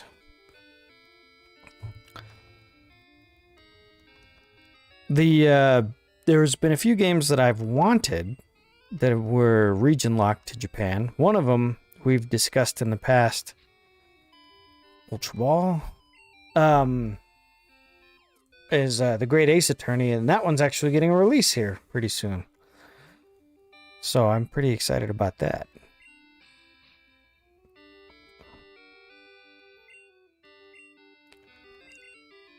But yes, my first import game is going to be Legend of Mana. I'm going to be way excited when it comes. Legend of Mana is one of my favorite games. See, it woke up and used Recover right off the bat. Meanie. Alright. Hypnosis.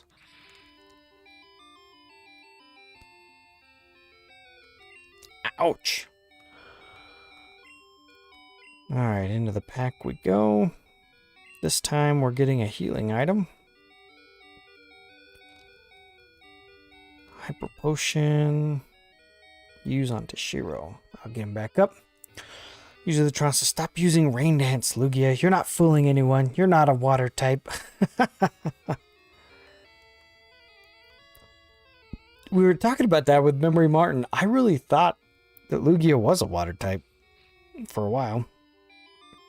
And I thought, yeah, like Pixel Knight goes, wait, Lugia's not water? And I really thought that Suicune was an ice type.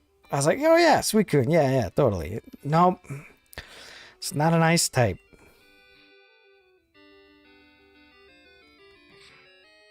It's a water type. But yeah, Lugia is Psychic Flying, if I remember right, which I have been wrong before. Alright. Into the pack again. Ultra Ball. Go.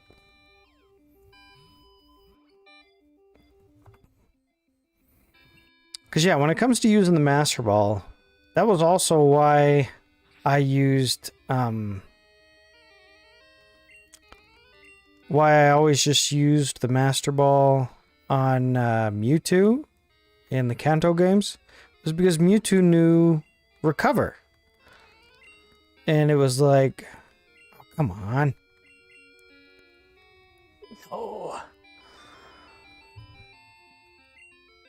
And it's too much of a hassle to sit here and try to manage. Oh, whoops. Focus, Seth. To try to manage the health of a Pokemon that you can't knock out that also knows Recover.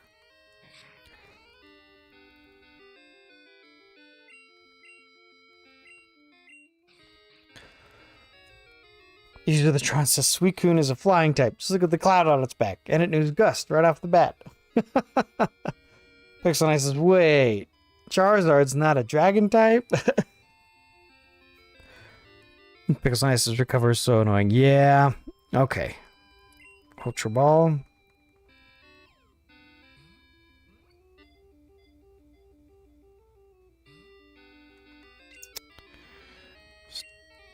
Darn. There we go again. Alright, so we'll go Hypnosis. So there's actually a glitch. Yeah, I guess we can talk about that. Let's see.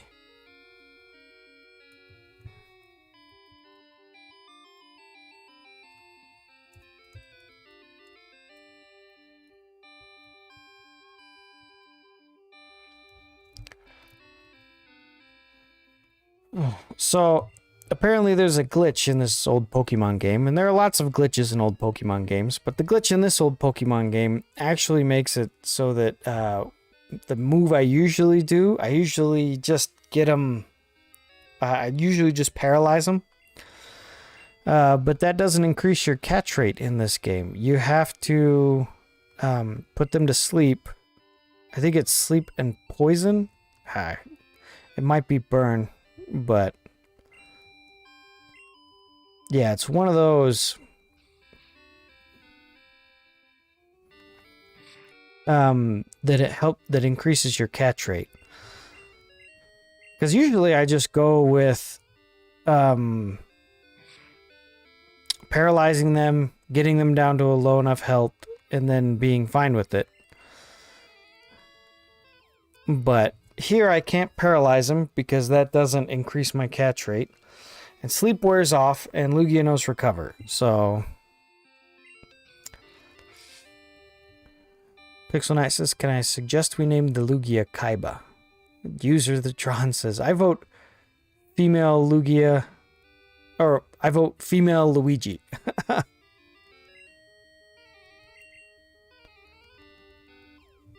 Let's see. Oh, yeah, all right. I don't know if we got enough spaces for female Luigi. Pixel Nice says, one time I got past the boundary in Lego Dimensions, so I became the channel boundary break for a minute. Oh,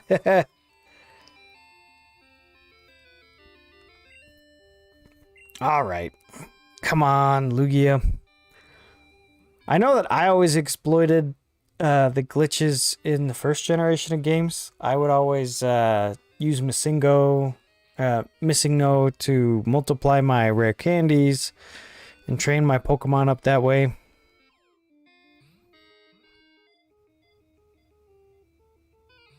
No, the name is after. Oh, Luigia. There. Okay. Kaiba because it's a blue-eyes white dragon, but it's not a dragon. Luigi. Yeah. Thank you for... Oh, use recover again.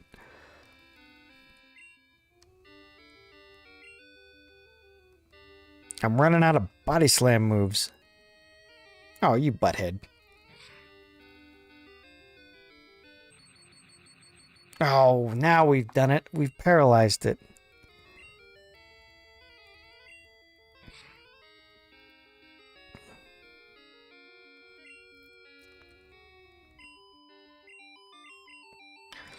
Well, like I said, paralyzing isn't going to do us any good. But I think we're going to have to swap away from... Pixelize says, well, you know what I mean. Yeah, I do. I think we're going to have to swap out from Tashiro because we're about to run out of body slam PowerPoints. Come on. You stinker.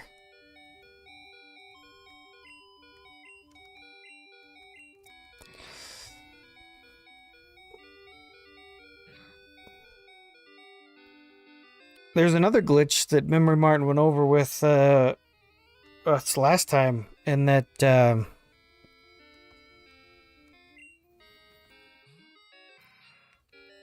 there's no PowerPoint limit on the computer-controlled Pokemon. Let's see, how... Alright, that's not going to do very much. And Wing Attack... That did okay.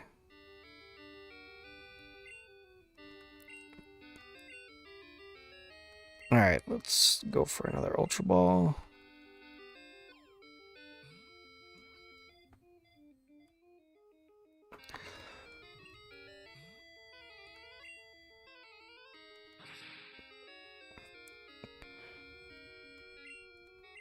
Come on.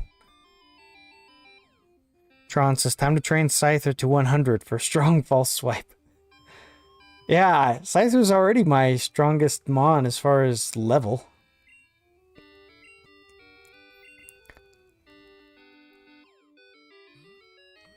And that's the whole reason that we have it, is for false swipe. There's only, like, 1 or 2 Pokemon that can learn false swipe in the Crystal version.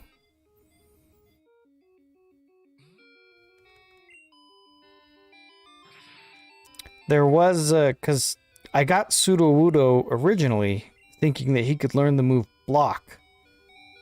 And I was like, yeah, he'll learn Block, and we use that on the roaming legendaries. He learns Block, and then they can't escape, and then we use Sudowoodo to catch him.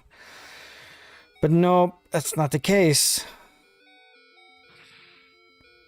Because the last time I played a Johto game, it was Soul Silver, and while it works there, it doesn't work in Crystal. So that's why we got Hunter on our team, named him Trapper, and taught him Mean Look. Alright, let's go Dancing Queen. And again, you don't learn block, but that's okay, you learn strength.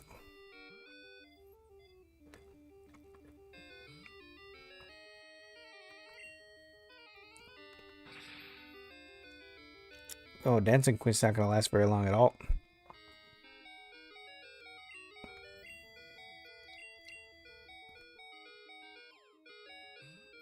Come on. I'm surprised Yugia hasn't used Recover yet. But I'm not complaining. Not complaining.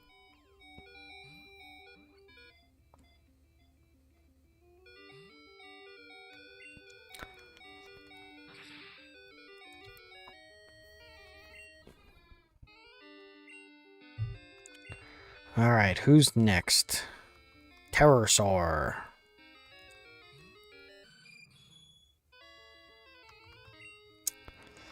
And we're going to keep at it with Ultra Balls.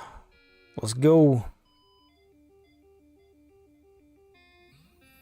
We just need the RNG to be in our favor once, and we'll get it.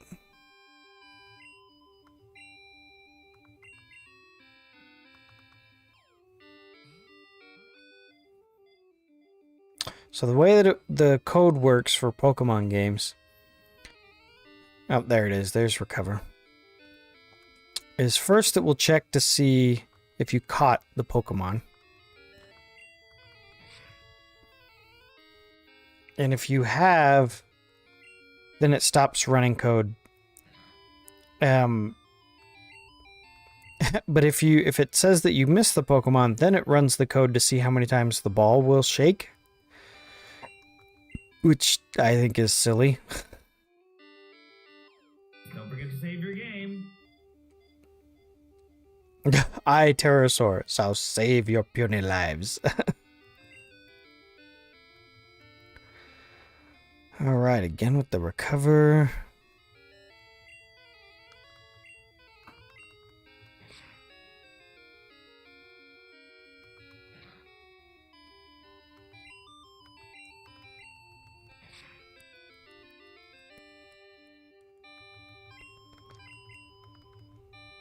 Come on. Ah, oh, we missed. Usually the Tron says there's a song that goes, Reaper, Reaper. That's what people call me. From the Wii, a game called No More Heroes. But that game is 100% not family friendly. Yeah, I've seen Scooter play it.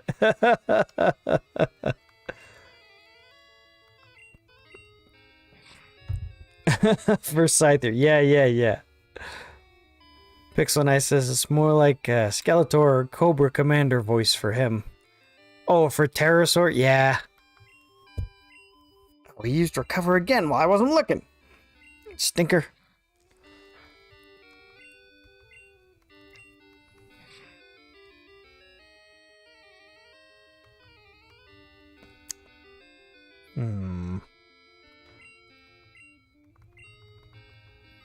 I think we can catch Celebi in this version too. In the original Crystal version, catching Celebi was locked behind a special item that you needed. But I think when they re-released it on the Virtual Shop, on the version that we're playing, they included that item.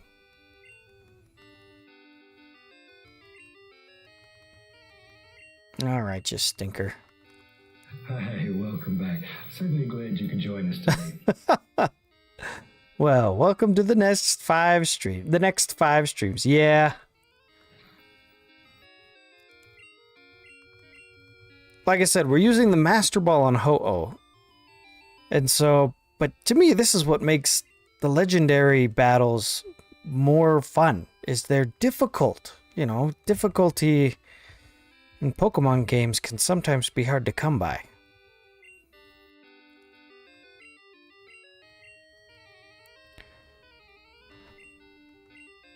So, when it comes to fighting legendaries, especially legendaries that are higher level than me, my plan is usually to go in lower their accuracy as much as I can, and then use false swipe to get them down to 1 while they're paralyzed, and then just start throwing Pokeballs.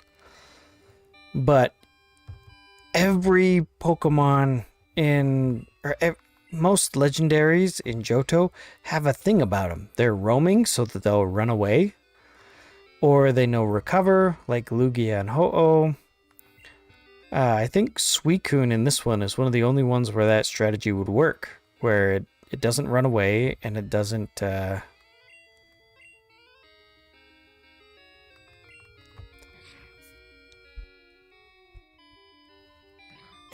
recover. But I'll admit, it is kind of frustrating when you get all this right and then you just run out of power points for your moves. It's like, come on.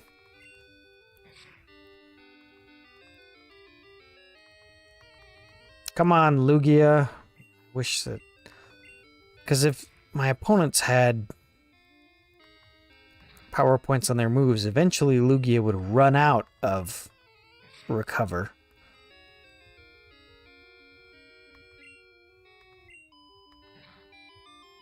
Because yet, Terrorsaur is definitely going to be able to last.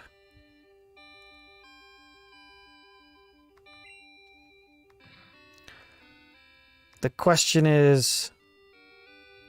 Ooh, we're in the red now. I usually don't bother getting a Pokemon in the red if it can learn Recover. Or if it knows Recover.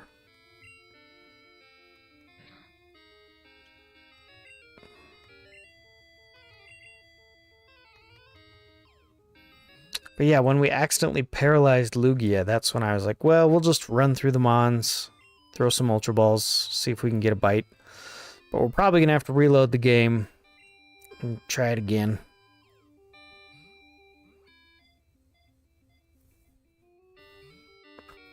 Do.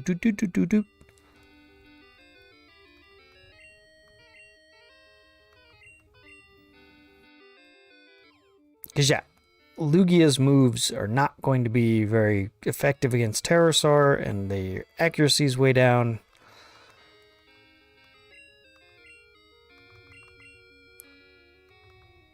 We started, what, 66 Ultra Balls? We're down to 42?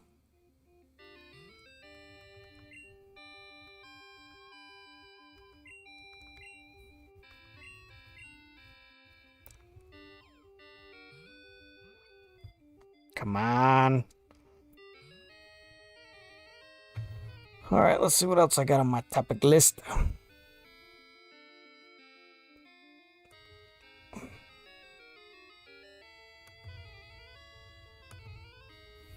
Oh yeah, here's one.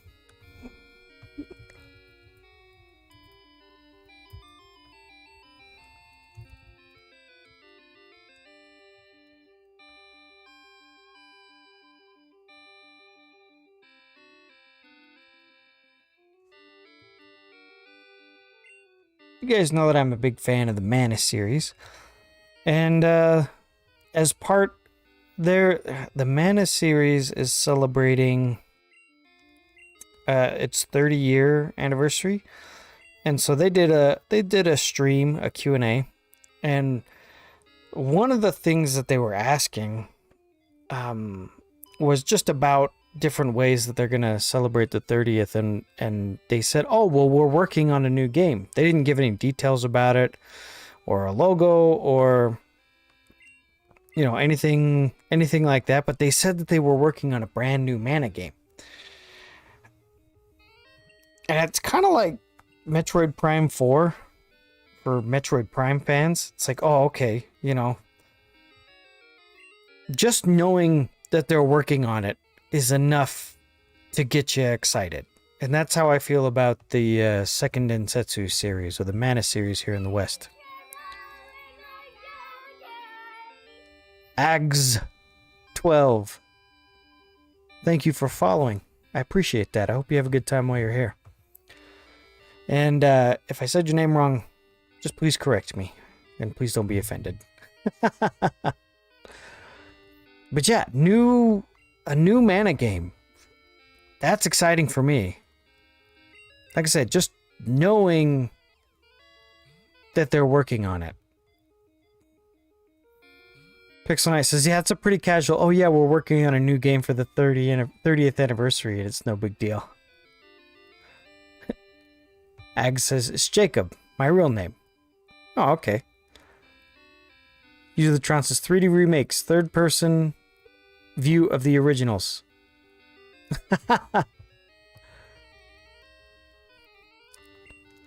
Let's see.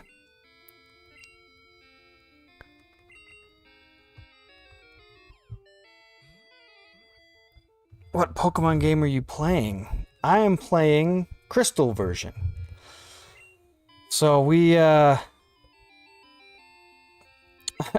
trying to hunt the legendaries this stream. We have all 16 badges. We've gotten access to Mount Silver. So what we have left in this run of Crystal is catching all the legendaries. And then we're going to battle Red. And then after we defeat Red, we're going to transfer all of our Pokemon up to the modern games. And then play a few battles on there. So I'm playing on a 2DS. It has been modded so that I can capture it. So we are playing the version on the Virtual Console.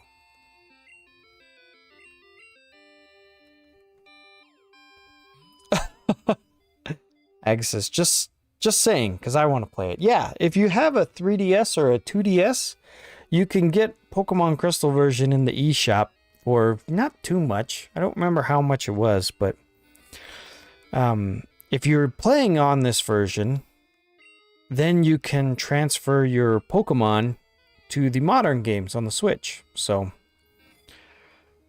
that's one of the reasons that we picked this one.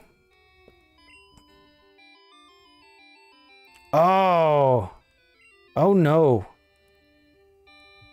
So Lugia did run out of moves.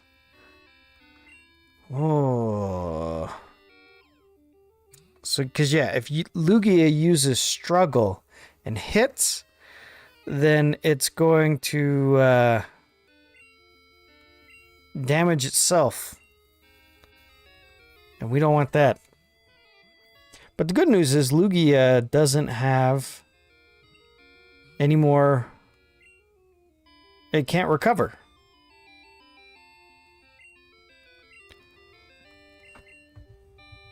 Or he lied. Well, I'm sure she didn't do it on purpose.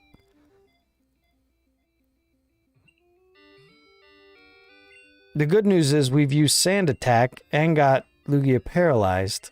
So it is going to be a while before it might have to hit 1 or 2 more times. Let's see. Okay, maybe once more. Yes, user the trunk confirms $10 and says, did I tell you I replaced my gray thumbstick with a black? Oh, on here? So yeah, on here you see we've got a gray thumbstick. You got a black one? That's cool. Alex says, are you saving your master ball? Yes, we are saving it for Ho-Oh. Because Ho-Oh is gonna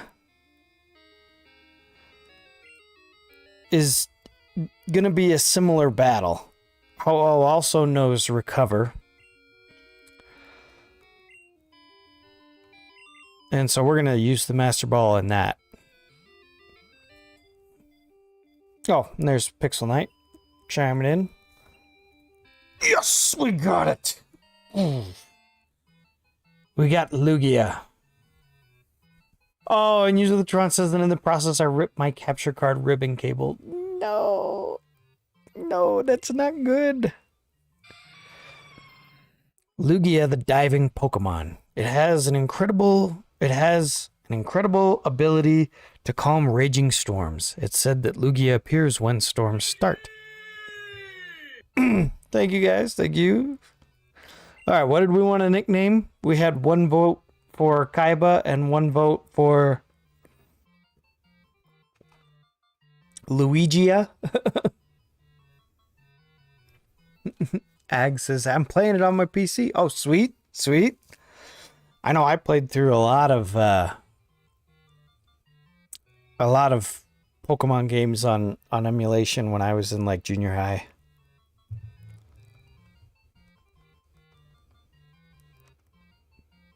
All right, we'll go with Kaiba.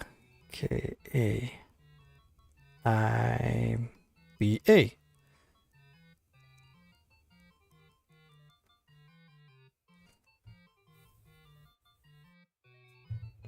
User the Tron says, DMC5, I am the storm that is approaching. Oh, and Michael chiped in with Luigia. Oh. Ag says, does that game have a PvP mode and a trading place? Are you asking about my version? Yeah, it has one. I don't think we'll be able to do it with a PC version.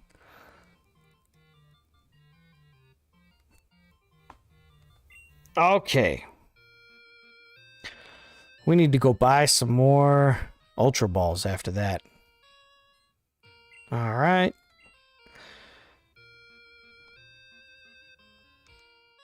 Oh, okay.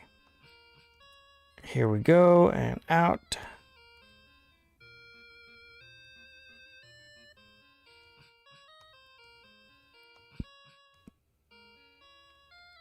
Okay. One down. Hey, an escape rope.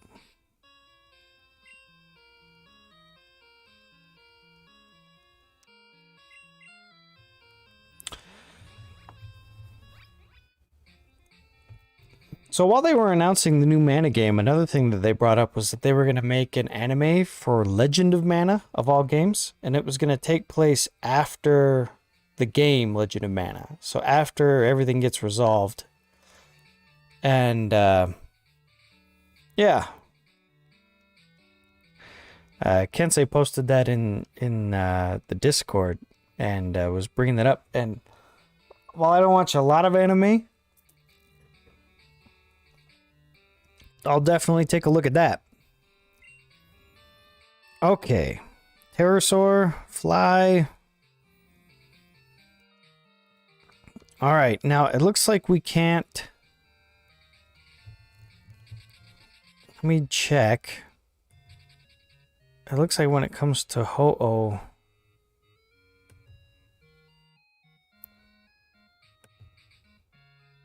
In order to capture Ho-Oh, you'll need to obtain the Rainbow Ring. Rainbow Wing. And in order to get the Rainbow Wing, you have to capture all the legendary beasts. Okay.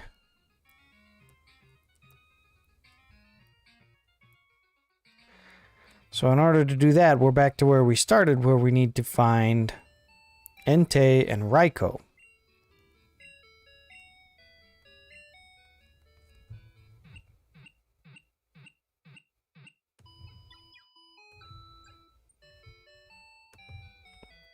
Let's see.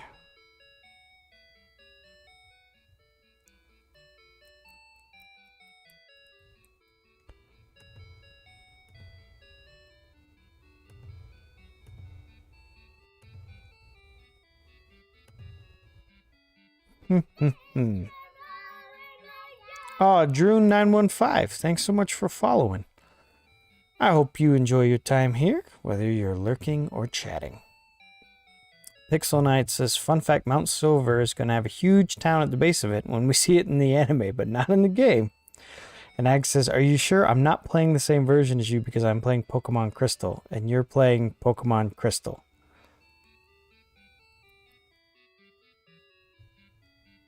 Yeah, I'm playing Pokemon Crystal.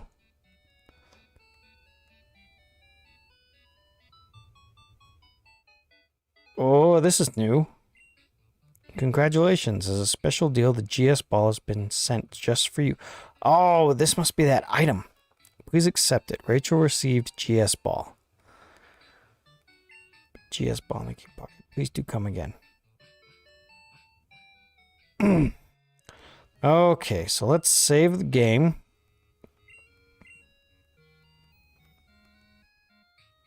Yeah. So yeah, if I go back to the home menu, then yeah, you can see I'm playing Pokemon Crystal version up here.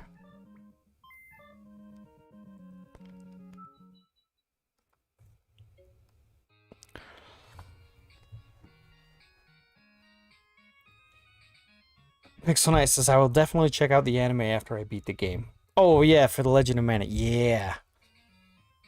Yep. The ball ash never opened. Yeah, let's see if we can figure out how to do that. Let's pull in. All right. Table of contents. I don't know if it's going to have... Oh, there we go. Legendary quest catching Celebi.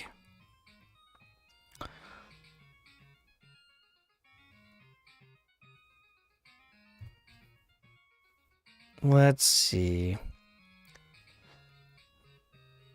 If you defeat the Elite Four in the Goldenrod City Pokemon Center, speak with the attendant to receive it. From there, it follows the path that's the Japanese game. On taking this to Kurt, he'll tell you in 24 hours about a strange presence in the... Really? Follow him to Ilex Forest. He'll note that you can check for yourself. The trees are rustling. Take the ball to the shrine in the forest. And Celebi level 30 will appear to you.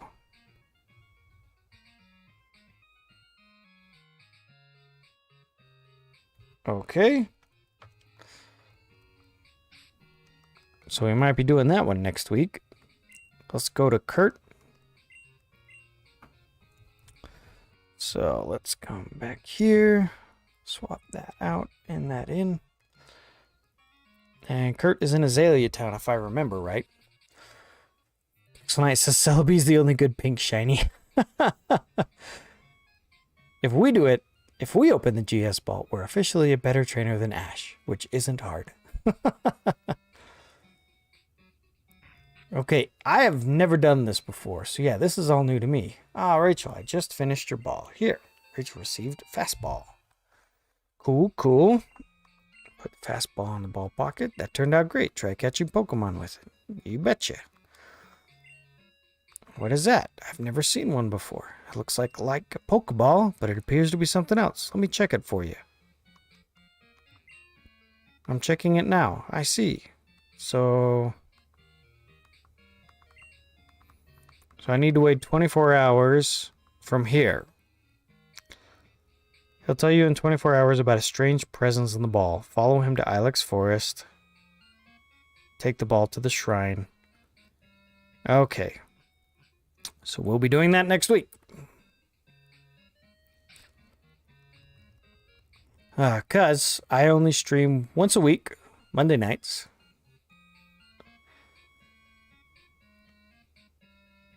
Ag says, which starter should I pick? On Crystal. We did the water type. We did Totodile. But I think you should pick the fire type. Because there's not too many fire Pokemon here in Johto.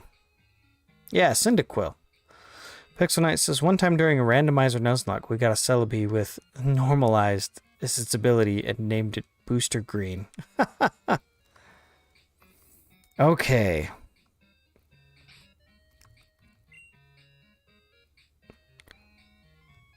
Okay, so we're waiting on Celebi, and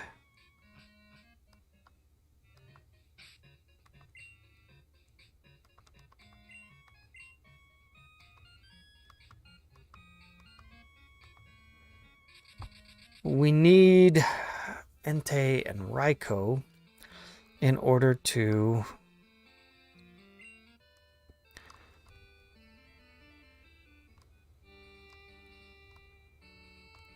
get to Ho-Oh. Were there any more?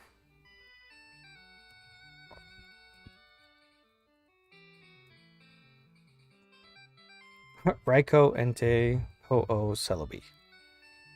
That's it.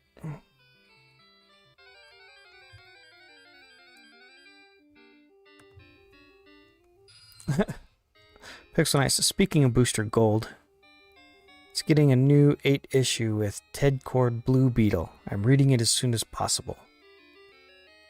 Booster. Which, I didn't follow all that, Pixel Knight. Booster Gold is getting a new 8 issue with Ted Cord Blue Beetle. Talking about Beetleborgs? Ag says, I don't think I can save because I'm on a website that doesn't let me save. Oh, yeah. What a bummer.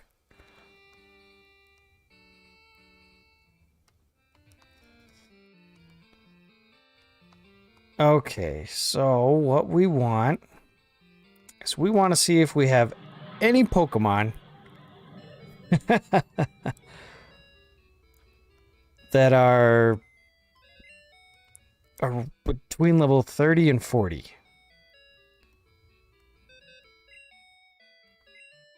Alright, so, whoops, not items. Bill's PC, deposit, Slim, and then we need to change box to box 1.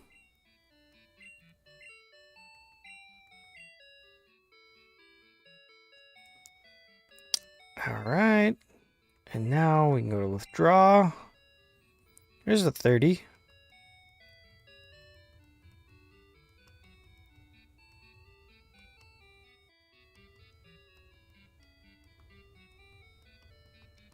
Okay, so a 30.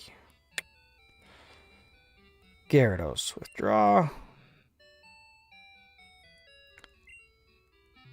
Alright, so what we're going to do...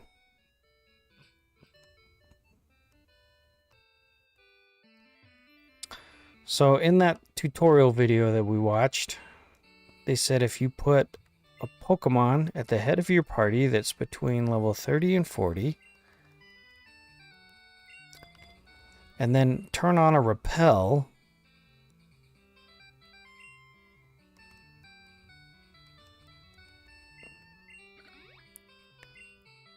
then only the beast will be able to appear. So we just need to go back and forth for a bit. And if it's not there, then you go back into town and back out to the route. And you keep doing this until either Entei or Raikou appear.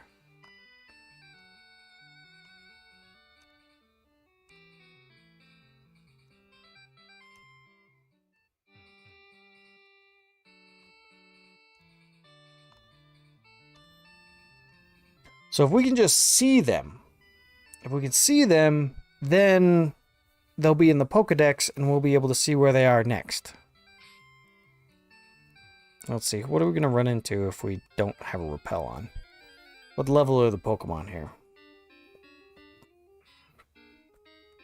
15? Okay. Nice shiny red Gyarados. Run away there. Hag says, wait, why am I in Route 29? Yeah, in,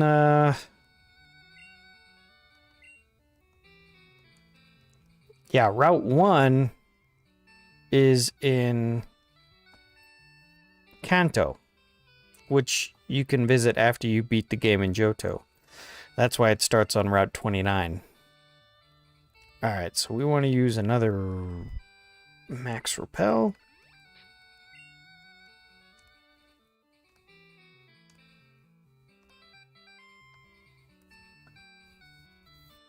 Pixel Knight says Booster Gold. He's a time-traveling DC superhero, and he got a really good episode in Justice League Unlimited.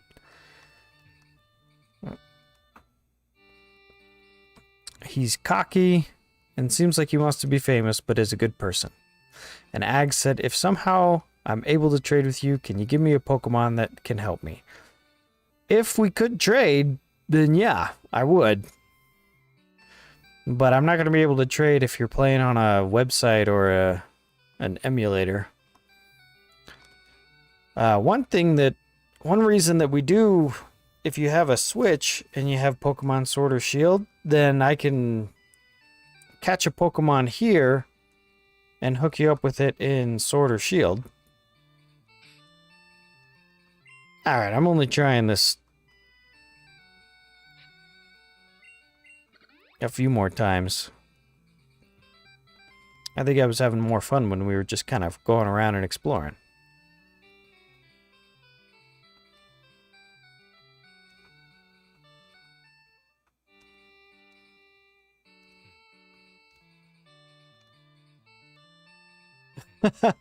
Axis, I'm just saying, if we can, okay. Yeah, no worries. I don't have too many Pokemon in this run. I think you saw all the ones that we had in the PC. But I'm sure we could catch one. Dun, dun, dun. Repel's effect wore off. Alright, let's see. Pixel's like, he's kind of like Deadpool. First, he seems like a bad person, but has a heart of gold and wants to help people.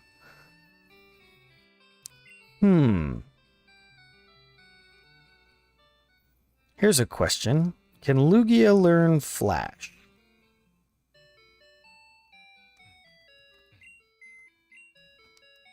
So, Bill's PC.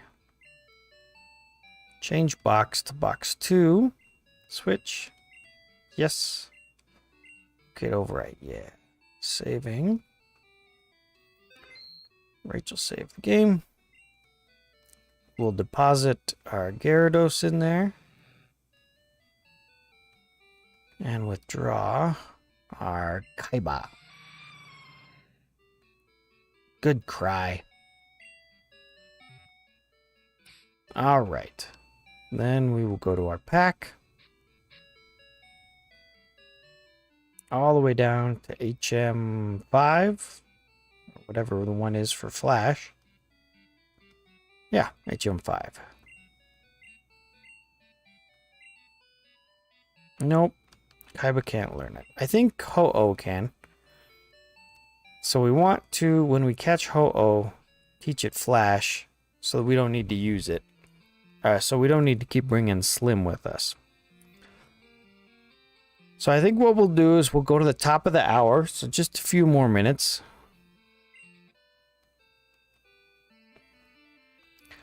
And then goals for me in between streams is to at least see Entei and Raikou. That way we can kind of track them.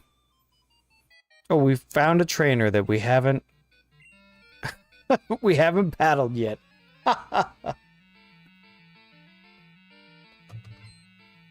Oh, cool trainer. All right, let me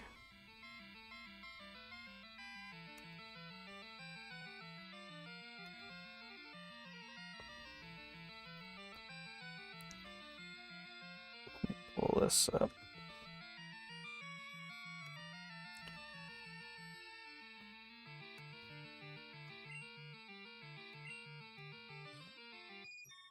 Oh yeah, level 25. This will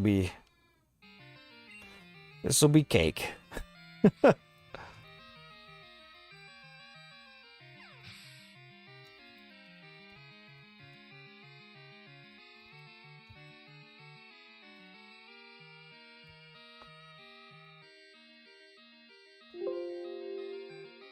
All right, so real quick, we'll end with this topic. Have you played Kazuya, the latest Smash Brothers fighter?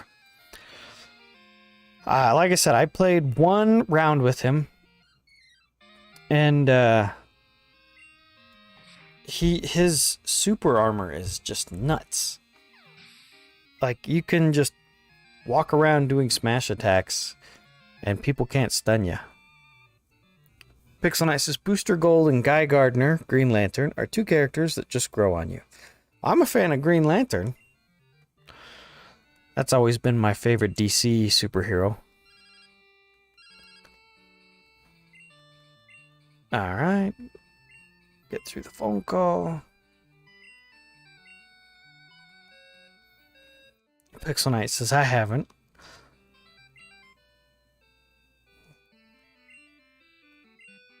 So we did battle that guy, but not okay. And we battled this guy. Oh no.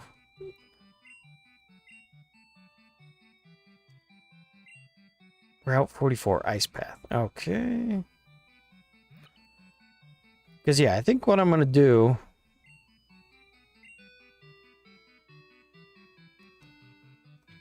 I'm just going to run around the routes. Wow, there's no grass on this route.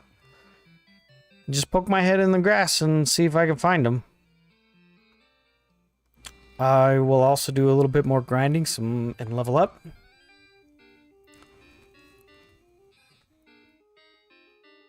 Ags 12 says... Oh, playing on Arcade Spot. I've never played a game on there. Yeah, I'm assuming it's just a browser. Yeah, it looks like a browser emulator.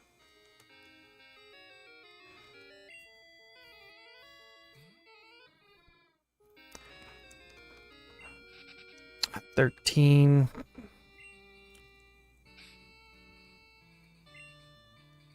In the pack, we'll go Max Repel. Oh, wait a minute. That's not going to work. Do we have Gyarados still? No, we don't.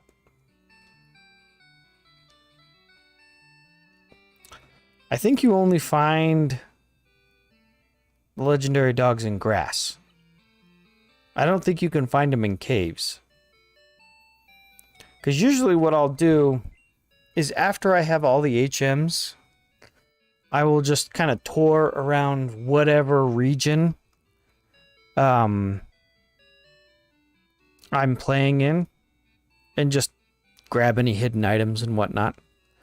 Alright, what am I doing? Bill's PC. We'll deposit Kaiba. And we'll withdraw Gyarados.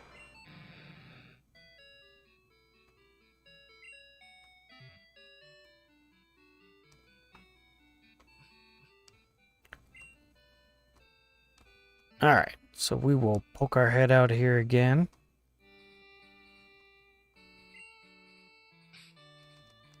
And we need Gyarados at the front of the party.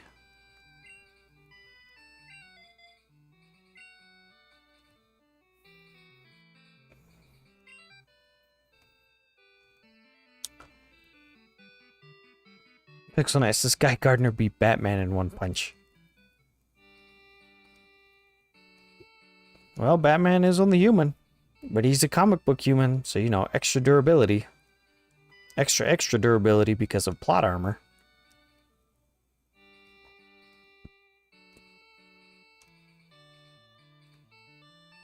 Repel's effect wore off. Alright, I'm going to save the game. Whoops. Save the game here. Access, how do I lower the volume on the game? Oh, if you're playing on the emulator, on the online emulator, you'll probably just need to lower the volume on your computer. But I realize that will lower the stream as well. Alright. Whoa, James is raiding!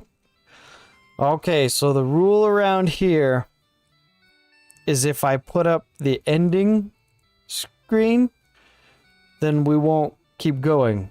But I didn't put it up yet. So we'll play for a little bit more. What's up, James? I hope your stream went well. For those of you guys who are unaware, James plays... one goal of his stream is to play through every Nintendo 64 game. So... I know worries, James. We usually run for a half hour longer, but it turns out we've hit kind of dead ends on all of the objectives for the game we're playing. So we're hunting legendaries, but in this particular version of Pokemon, we've kind of hit roadblocks. To get one legendary, we've triggered an event, but then we have to wait for 24 hours. And then for another legendary, we have to come across them in the wild. And that's what we're trying to do here. So every time we go back into town and back on the route, it'll shuffle where the legendary is. If we looked up the guide right. And then for the last legendary, you need to capture all the other legendaries first. So we did catch one tonight, but it looks like for the rest of them, we are going to be stuck.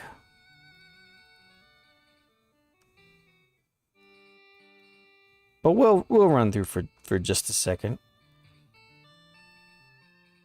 So repel's effect wore off. So we'll encounter one. And it's a Rattata. But yeah. So yes, if you're into Nintendo 64 games, definitely go give SQX James check out his channel. Pixel Nice says, welcome Rangers. Unfortunately, we're out of refreshments because of our last raid, but we still have some crackers. Cranky Conga, thank you so much for following. I know we have a little bit of a lull in the action, but we've got once we're done with this game, we are going to be playing Castlevania. And I have never played Castlevania to completion before. I played the game when I was a kid, and I couldn't even beat the first level.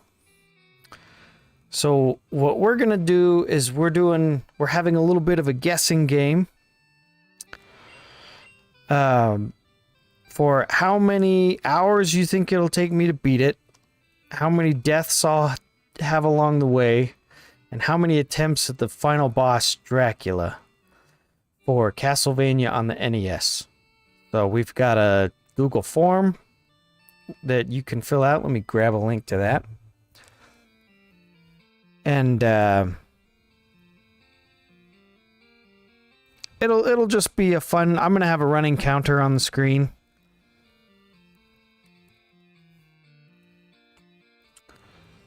So if you want to participate in our little guessing game, you can fill out that form there. It looks like we've got one more stream after this, and then we can wrap up Pokemon. We'll see how well it goes. James says 1, 1, and 1. All gas and no brakes. 1 hour, 1 death, 1 attempt. Those steep guess. Pixel Knight says you said Rangers, so it sounded like I was Zordon. Oh, did I? Welcome Rangers.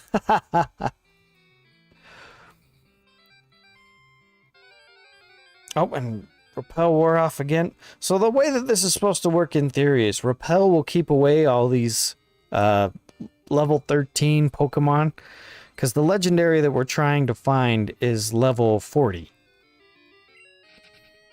So if I use a Repel to keep the other Pokemon away,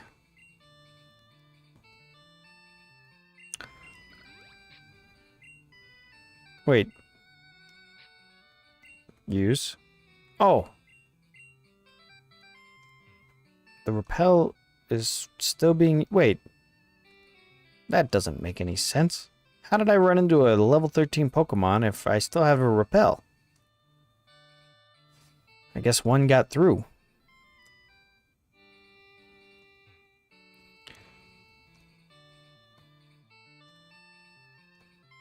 But yeah, once we find these couple of Pokemon, then I'm going to try to do that in between streams. I'm going to try to encounter them, but not catch them. And if I can do that, then we'll be able to find them a lot quicker next week. And then we will catch the remaining 4 legendaries. And then we'll go through Mount Silver, battle Red, hopefully beat him, transfer our team to the modern games, and then we'll move on to Castlevania from there. So, yeah. Pixel Knight says, I want to correct Batman beat Guy Gardner's in 1 punch. He beat Lantern in a single punch. I want to correct. Batman beat Guy Gardens in 1 punch, and he beat Green Lantern in a single punch. Okay, I get it now. Alright, so back in here, we'll do 1 more Repel.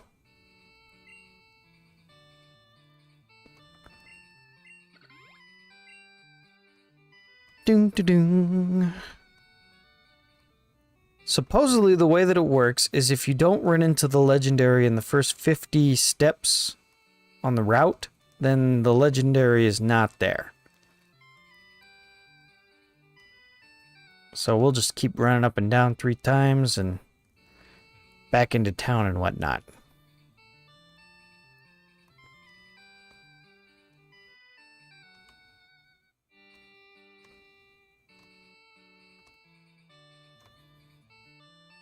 But yep, we got rolling topics as well. We discussed a bunch of stuff tonight, but we were ending on the last Smash Fighter. And that's going to be a Golbat, which is not what we're looking for.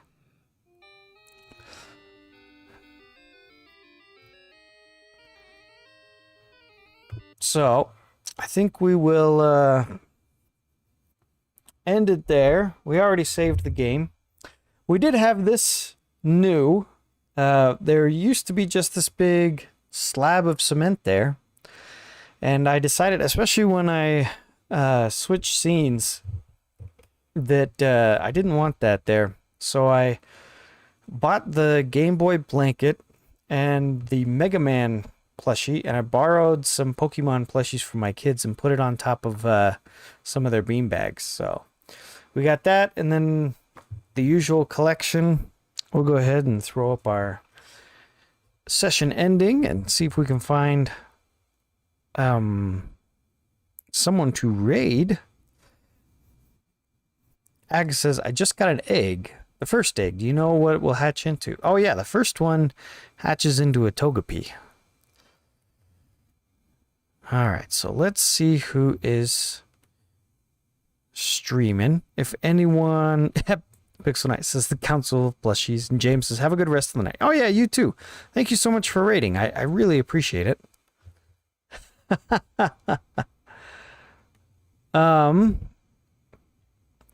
Yeah, let me jump over here and see who's still up. Oh, we got, I gotta raid this guy. We'll wait. I think I've learned my lesson. We will wait for the ad to run before I pull it up on the screen. But let's jump over here to our next one. Pull in. And so we got Kensei Zero, who is playing Legend of Mana. And even though I said I would wait, we still got the last 5 seconds of the ad up here. But yeah, he's playing Legend of Mana. So we're going to go ahead and raid him so you can see how the beanbags sit on there. But yeah, let's go ahead and turn his audio on. Don't swear on okay, bud. And I will get the raid command put in. So just a moment. Yeah, we literally saw it, bud. For those of you that want to hear more from me in between sessions, I'll be back at the same time next week. You can type in !socials, and that will get you a list of all my other side projects. So, all right, let's go raid. Sure you can. No, sure you can. No. Get him. All right. Yeah, Kensei Zero. He's a buddy of mine in real life. We live fairly close to each other. I am going to try to get him to come and do a bonus stream with me this month where we're going to play Rescue Rangers for the NES. Again, haven't played it, but it's going to be fun. So we're going to go ahead and raid over there. And I hope you guys have a good night, and I'll see you next week. I mean, the Dex plus 2 is nice. The Dex plus 2 is pretty decent. Like, it's nothing to sneeze at.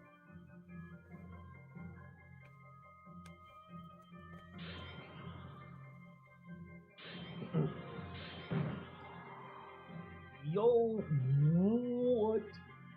Dude, Seth, that is 21. That is not a small number. Holy crap, man. Holy cat, how you doing? How did Pokemon go? Did you end up getting them? Oh no, Pixel Knight, you surprise attacked me in the middle of a... Alright, I got triple tiger though. You surprised me. Okay. You got raided before you ended, so you're bringing lots of new people. Hey, that's fair. I appreciate it, man. Thank you. Gotta get the extra. All right, for those of you still watching the VOD, I appreciate you, You were going after and I will the see you raid next raid, week.